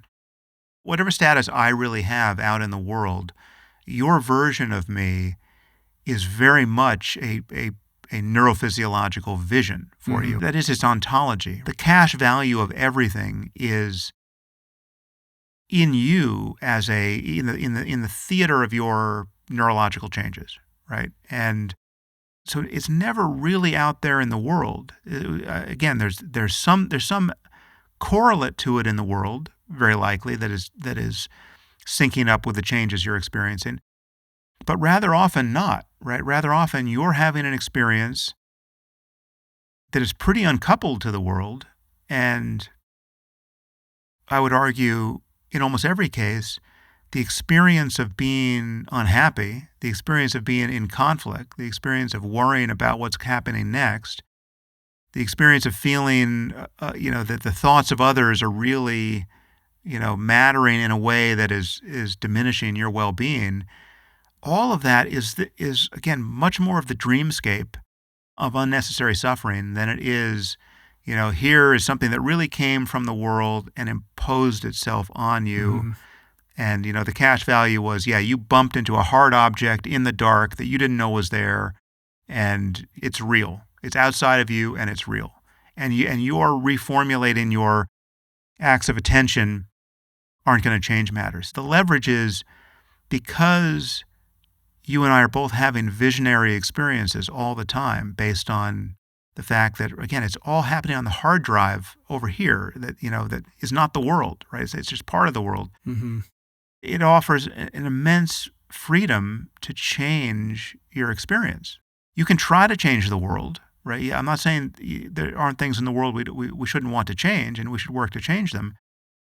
But so much of the story of being happy or happier than you are tending to be is not a matter of changing the world. It's a matter of changing your response to the world. It's interesting that we all live in a prison of our own mind, and the suffering that we experience and the unhappiness, et cetera, is all a function of our consciousness. And yet there is this key that if we insert it in the lock and turn it appropriately, we can liberate ourselves from so much of that suffering.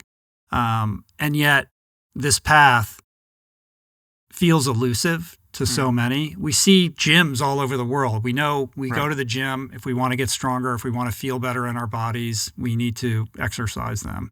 And I think we're growing into this awareness that we can do the same for our minds.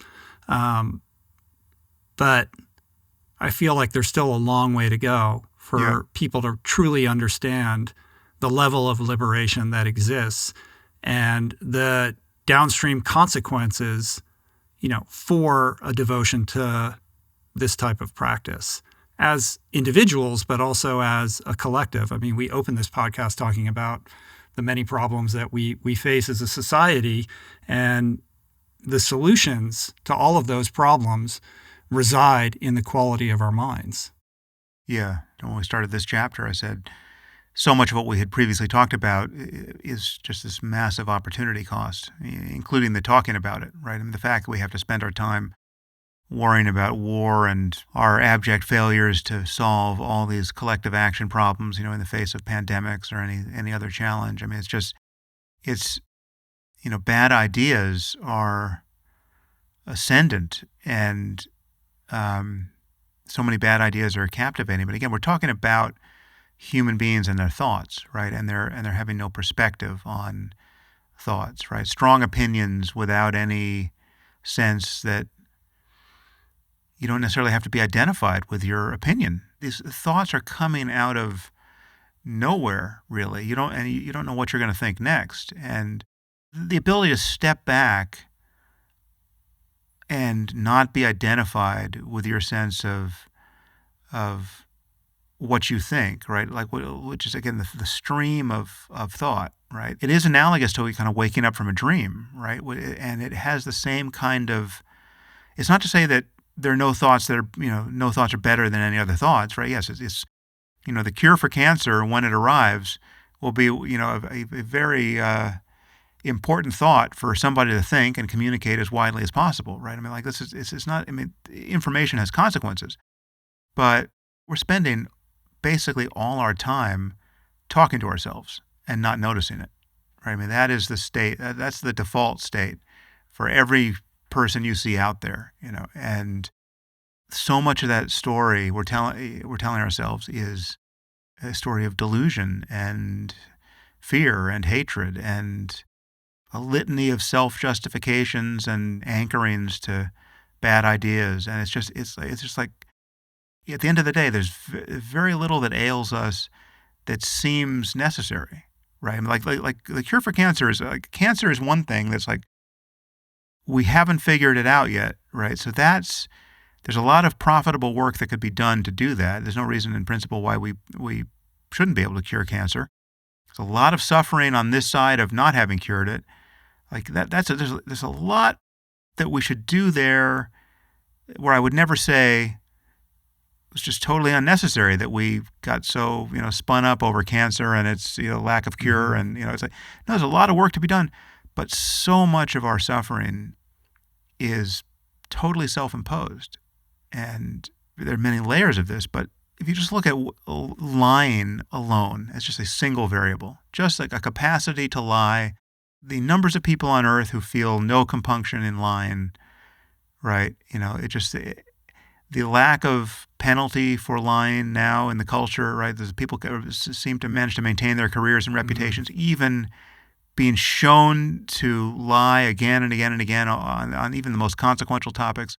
just closing the door to that would be such an immense societal change. I have hope that at the end of the day, conversation is eventually going to converge on the wisdom of doing that, but it does seem a long way off.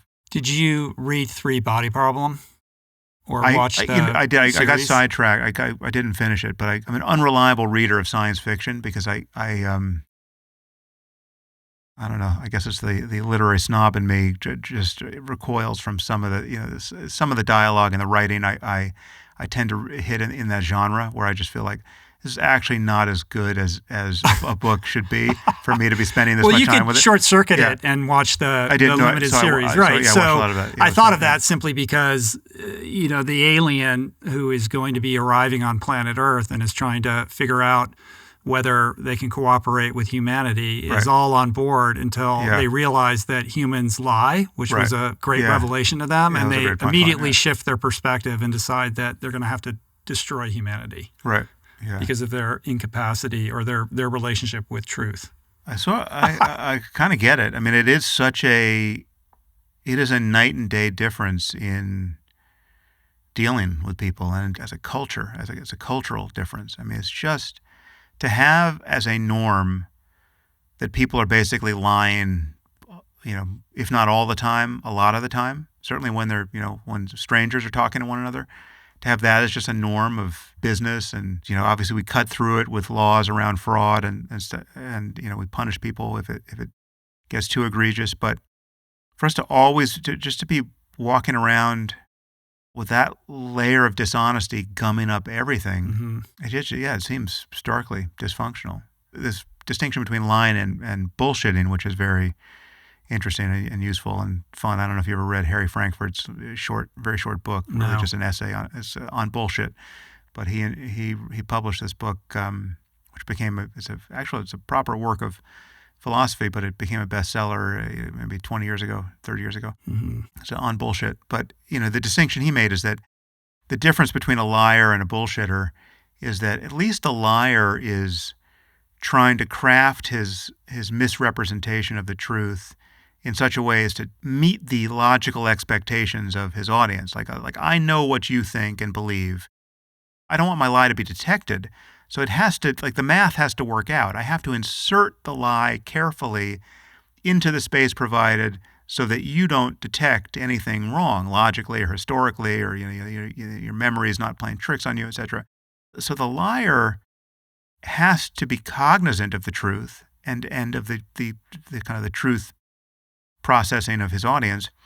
The bullshitter doesn't do any of that. Right. Bullshitter is just talking. I mean, so Trump, in addition to being probably the greatest liar anyone has ever seen, he is even more guilty of just bullshitting all the time. He's not even keeping track of what he's saying. Because he's contradicting himself from, mere moments before, and so it's just this stream of bullshit that honestly is even more destabilizing than lying with respect to what is done to our kind of information landscape and our expectations of political norms and the way that it's so welcomely received by so many at the same time. I think it speaks to this conundrum. On the one hand, human beings have this sort of outsized capacity to think that we are the pinnacle of intelligence, that our brains are so developed that there is absolutely nothing that we can't fathom, make sense of, or understand, no problem that will go unsolved. But in truth, we're pretty rudimentary animals in a lot of ways. And I often wonder what would happen if another life form, or perhaps human beings, suddenly developed like a giant extra lobe on their brain that suddenly allowed them to perceive, conceptualize, and understand multidimensionality, or time-space as it actually exists, not in the linear construct that our limited brains understand it to be, and what that would mean in terms of how we would evolve as a conscious species. But we're limited. We don't have that capacity, but we have this hubris, right? I think we need a little more humility around our capacity. And what's curious about you, Sam, is that you're somebody who's thinking a lot, spending a lot of time thinking about these great mysteries of what it means to be human and what consciousness is or isn't, and is there a self? All of these things that, to me, provides room for some level of faith in the unknown or what can't be known. Yeah. But as this very famous atheist, this is something that you resist. Like, the more mysterious the universe is and consciousness, etc., to me, makes it feel like there's all the more terrain to have some kind of spiritual relationship with that which we can't understand, but which we know on some level must be true. Yeah, no, I don't doubt that at all. I locate it in a different spot than classically religious people would locate it. So yeah, religion aside. Yeah. I'm talking about awe and wonder. Yeah. So I don't think we get rid of mystery. I think mystery is intrinsic to being. Right? I think consciousness, even if we understood it conceptually, in a third-person way or in any other way, the experience of it is mysterious. Right? I mean, I don't know what this is. Like this experience, this moment's experience is, as much as I can understand it conceptually, the conceptual layer doesn't actually purge it of mystery. It's like you're basically like hurling thoughts at it, but it's not removing the sort of the suchness of it. I mean, you can take the most ordinary object. You can just anything. The cup on like I have the word cup, right? And I can say cup over and over again, and I can then form thoughts about how this was probably manufactured. But as an appearance, if I actually pay close attention to anything, the most prosaic object, it's as mysterious as anything. You could produce something that I've never seen, right, for which I have no name, right? But as an experience, as a raw experience, everything disgorges its intrinsic mystery if you pay attention. The level of our conceptual understanding doesn't actually banish that experience. It just kind of sort of tiles over it and causes us to take it for granted. Right? Like this is a total, like I can say cup, I will never have this exact experience again.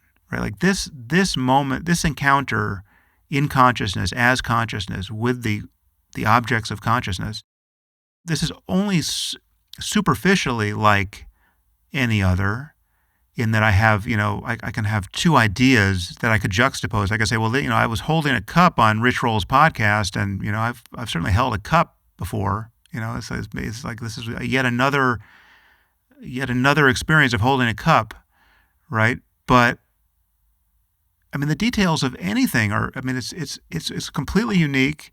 I mean, there's a sameness to everything in the sense that, again, we're talking about consciousness and its contents, right? That's always the ground truth of any experience.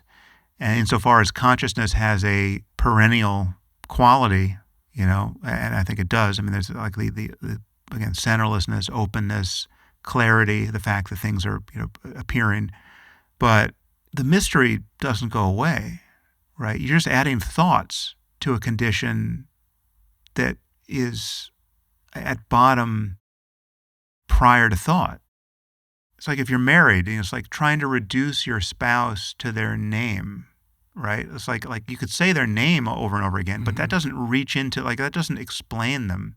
The actual experience of sharing your life with a person, it's not at all one thing. Like to call it, to wrap it up in a concept and say, yeah, she's my wife, Annika's my wife, she was born in 1976, I could write a paragraph about her that summarizes her biography.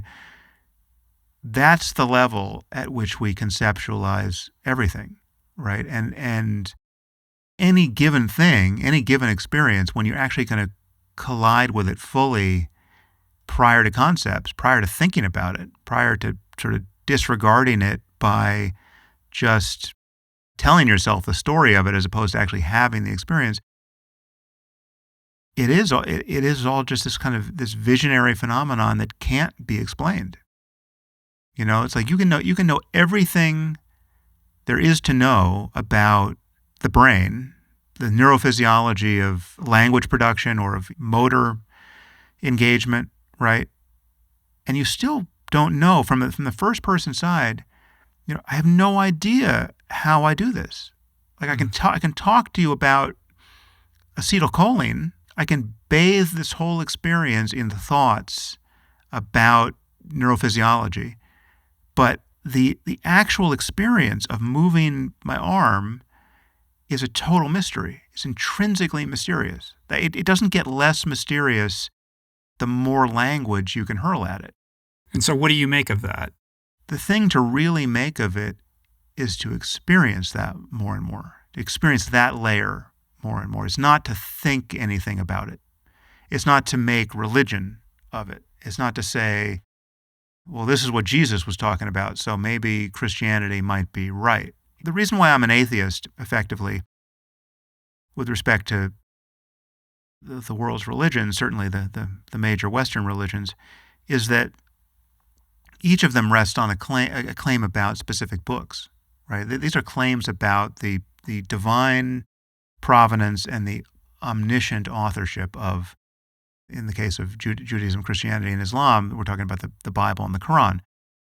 And you just look at the books and you just know that can't be true. I mean, I would argue that you cannot be a smart person and honestly think that there's anything in those books, apart from your desire to believe it to be so, that announces their omniscient authorship.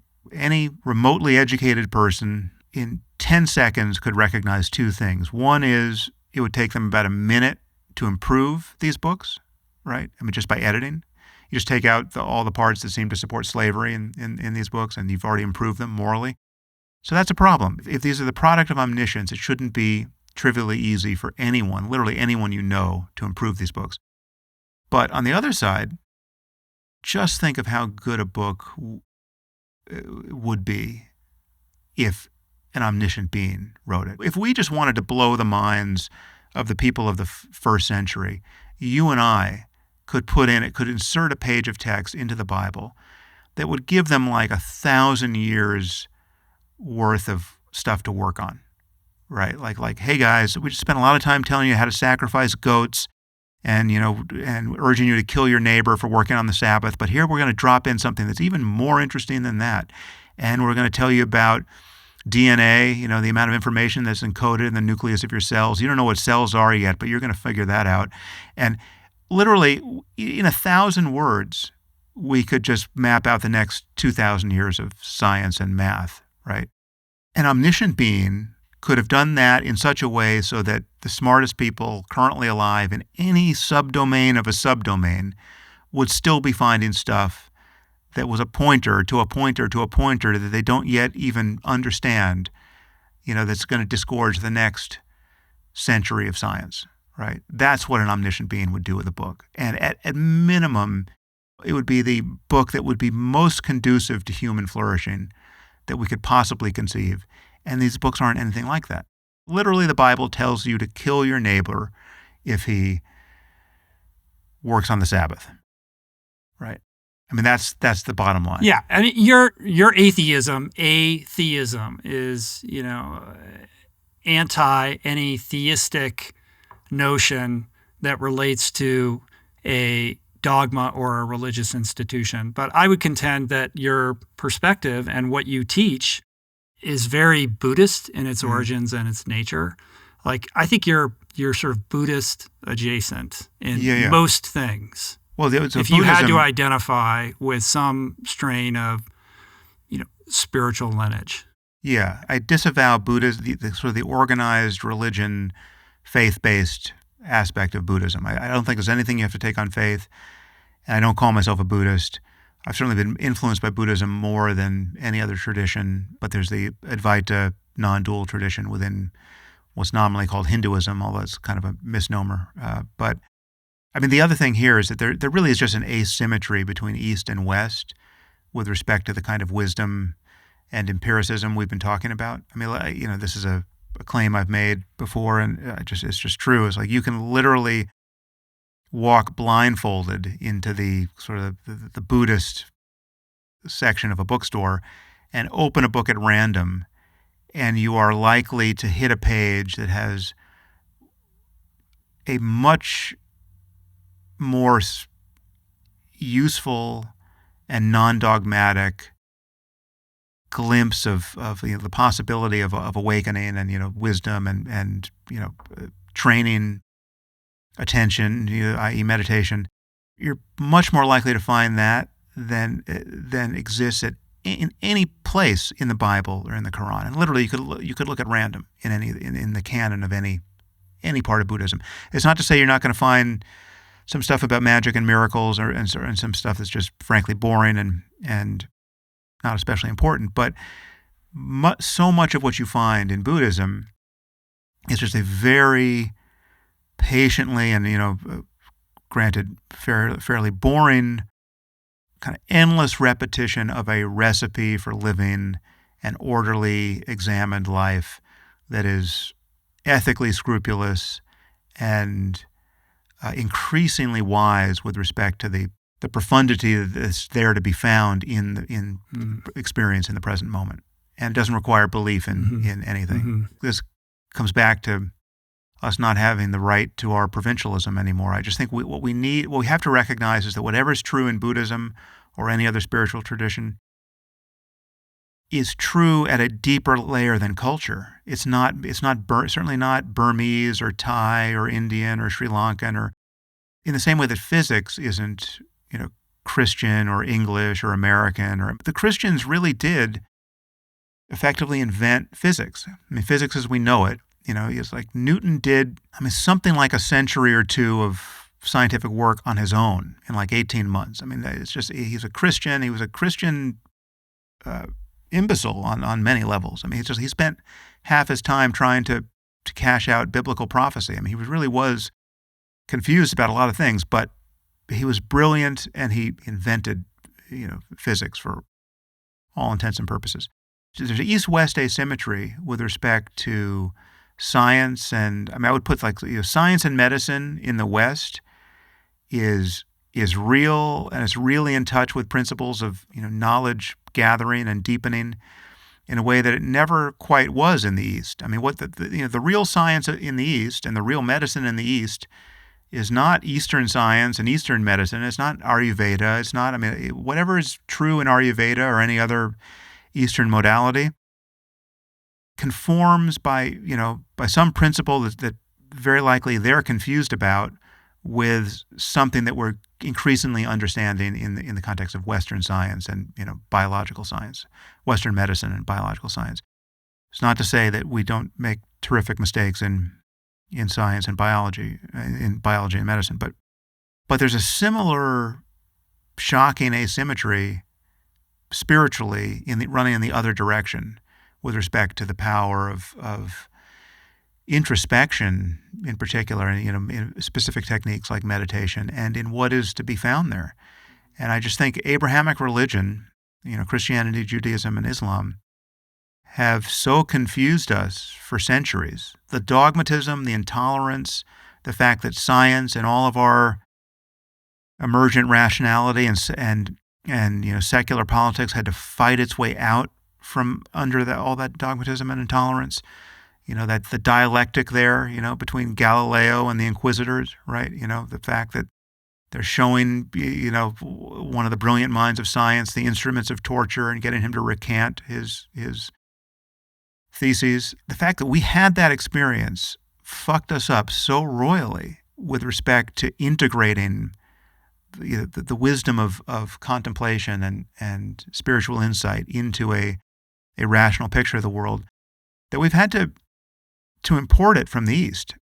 Again, I think it's at a deeper layer than culture. It's like it's a human universal now. We need to talk about the capacity of the human mind to be increasingly free, and we have to talk about it in the same space, in the same trans-cultural, trans-racial, transnational, trans-everything space where we do science. Well, the great barrier or challenge, of course, is the fact that, this art and science of self-transcendence, that is the legacy of the East, becomes a very difficult message to deliver to a Western culture that puts the self at the center of everything. The primacy of self is sort of the defining nature of our culture and our society.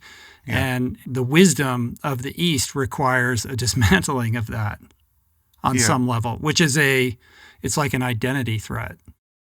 Yeah, and I think there are reasons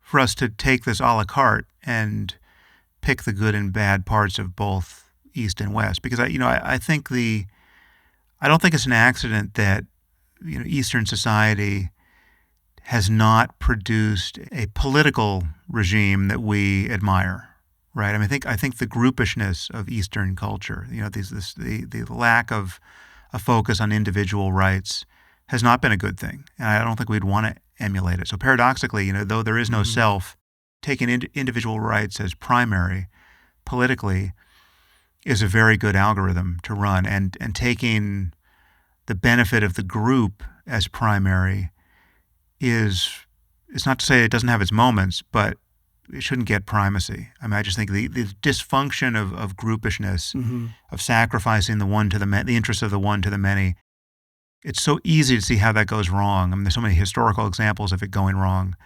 that tendency is something we should worry about. Synthesis. There's a synthesis, and our failure to cooperate with one another under the shadow of a pandemic that's one of those examples where, to have a norm of being a good citizen is something we should have more of. To be willing to make sacrifices because you know that if it's not strictly rational for you selfishly to optimize your own life to make the sacrifice, there's a free rider problem, there's a coordination problem to solve. It's better for all of us to agree to implement something fairly as a group that isn't optimal necessarily for any one of us, because it's much better for all of us. And if we all defect in a piecemeal way, the system breaks. Sure. Right? This is what's fractured right now. This overemphasis on personal liberty without an adequate appreciation that the liberties that we enjoy are premised upon some level of collective responsibility. Yeah. It's hard. This is the level at which thoughts and arguments and conversations that converge are super important, because it's not a matter of all of us just being successfully mindful in the middle of the ruination of everything, right? Like, that's possible, right? It's possible to be a monk who's happy, and the people around you are living on $1 a day. Not helpful, though. Yeah. Well, to the common good. But it could even be helpful to the common good in a certain sense, in that you can meet very happy, poor, sickly people, right? Like you go to northern India, you hang out with the Tibetans. I was just Dharamshala, there. I just came from Dharamshala. Yeah, very happy people, right? I don't know if you had that experience, but Tibetans have a very high level of kind of natural happiness. We want to win this game at each level at which we're playing it. Like, I think we do want longer lives, disease-free lives. We want to have discovered the seat belt that kept us from flying through our windshields when we, have car accidents, right? Like that. Those are all good changes, and there are presumably millions of changes we could make at every level of our living that will make human life better, incrementally better. And I don't think we should forsake any of that, but it's nonetheless possible. And this is how much freedom we have in our minds. It's possible to have almost nothing, right? To have a body that's not working, to have a society that's not working around you, to have everyone you love already dead, and to be happy, right? It's literally possible to be happy in a cave alone with no other life prospects. That experiment's been run, and people have found that is possible, right? It's based on the quality of your attention. conversely, it's also possible to have everything. I mean, to literally be a billionaire on a mega yacht surrounded by beautiful people who love you, and to be so miserable that you're going to kill yourself, right? It's not that you're just thinking of killing yourself. You're actually going to kill yourself, right? Like, that's possible. It's possible to be that unhappy and have everything. That just articulates the reality that,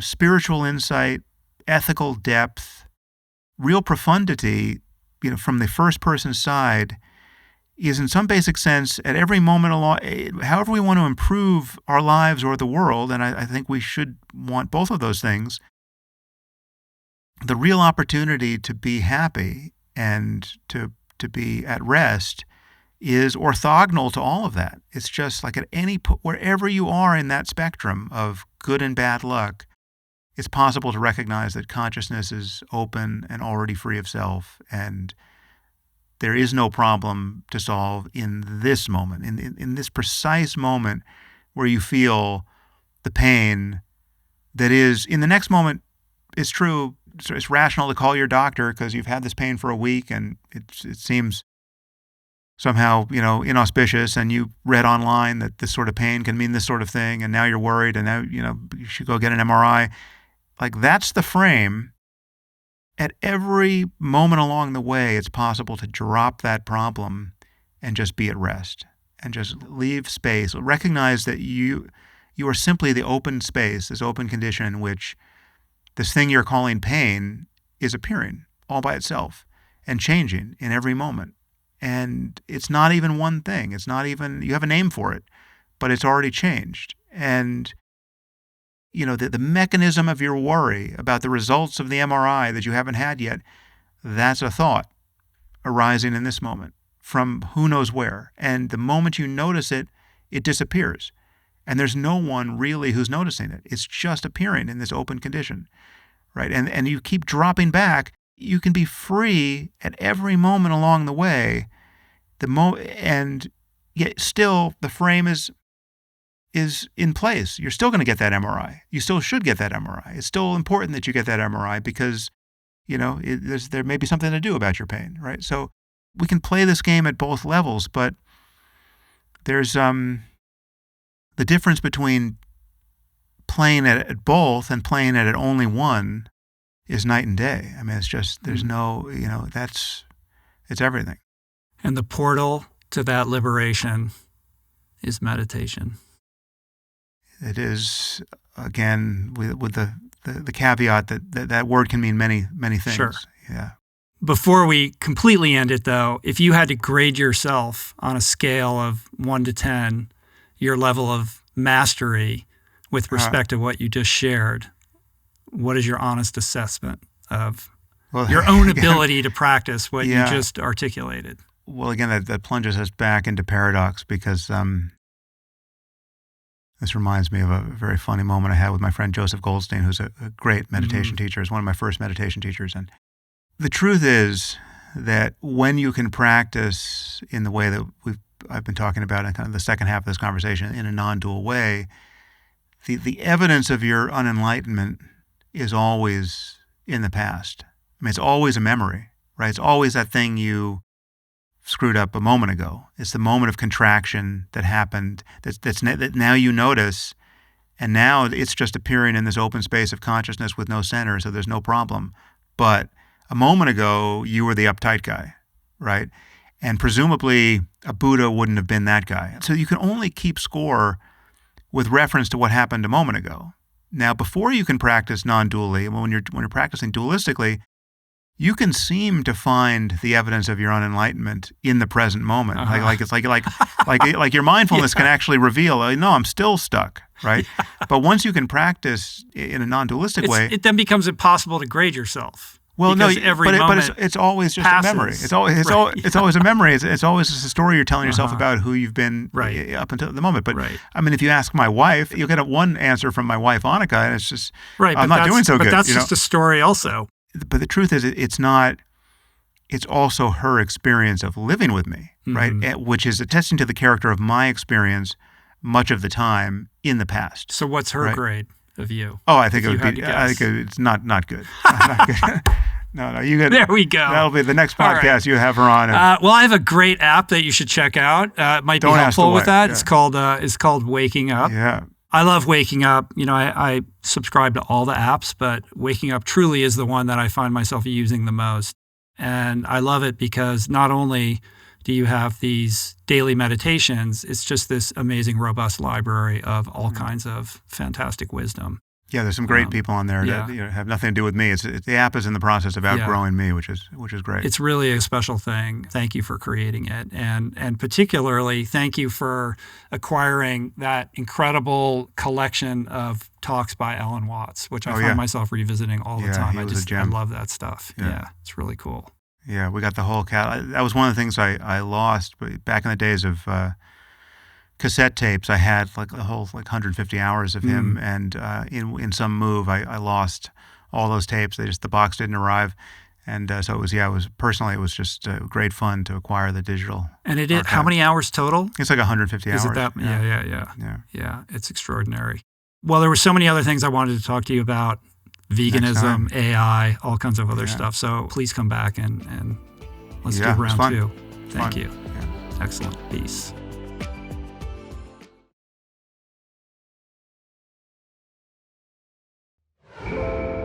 That's it for today. Thank you for listening. I truly hope you enjoyed the conversation. To learn more about today's guest, including links and resources related to everything discussed today, visit the episode page at richroll.com, where you can find the entire podcast archive, my books, Finding Ultra, Voicing Change in the Plant Power Way, as well as the Plant Power Meal Planner at meals.richroll.com. If you'd like to support the podcast, the easiest and most impactful thing you can do is to subscribe to the show on Apple Podcasts, on Spotify, and on YouTube, and leave a review and or comment. This show just wouldn't be possible without the help of our amazing sponsors who keep this podcast running wild and free. To check out all their amazing offers, head to richroll.com/sponsors. And sharing the show or your favorite episode with friends or on social media is, of course, awesome and very helpful. And finally, for podcast updates, special offers on books, the meal planner, and other subjects, please subscribe to our newsletter, which you can find on the footer of any page at richroll.com. Today's show was produced and engineered by Jason Camiolo. The video edition of the podcast was created by Blake Curtis with assistance by our creative director, Dan Drake. Portraits by Davey Greenberg, graphic and social media assets courtesy of Daniel Solis. And thank you, Georgia Whaley, for copywriting and website management. And of course, our theme music was created by Tyler Pyatt, Trapper Pyatt, and Harry Mathis. Appreciate the love the support. See you back here soon. Peace. Plants.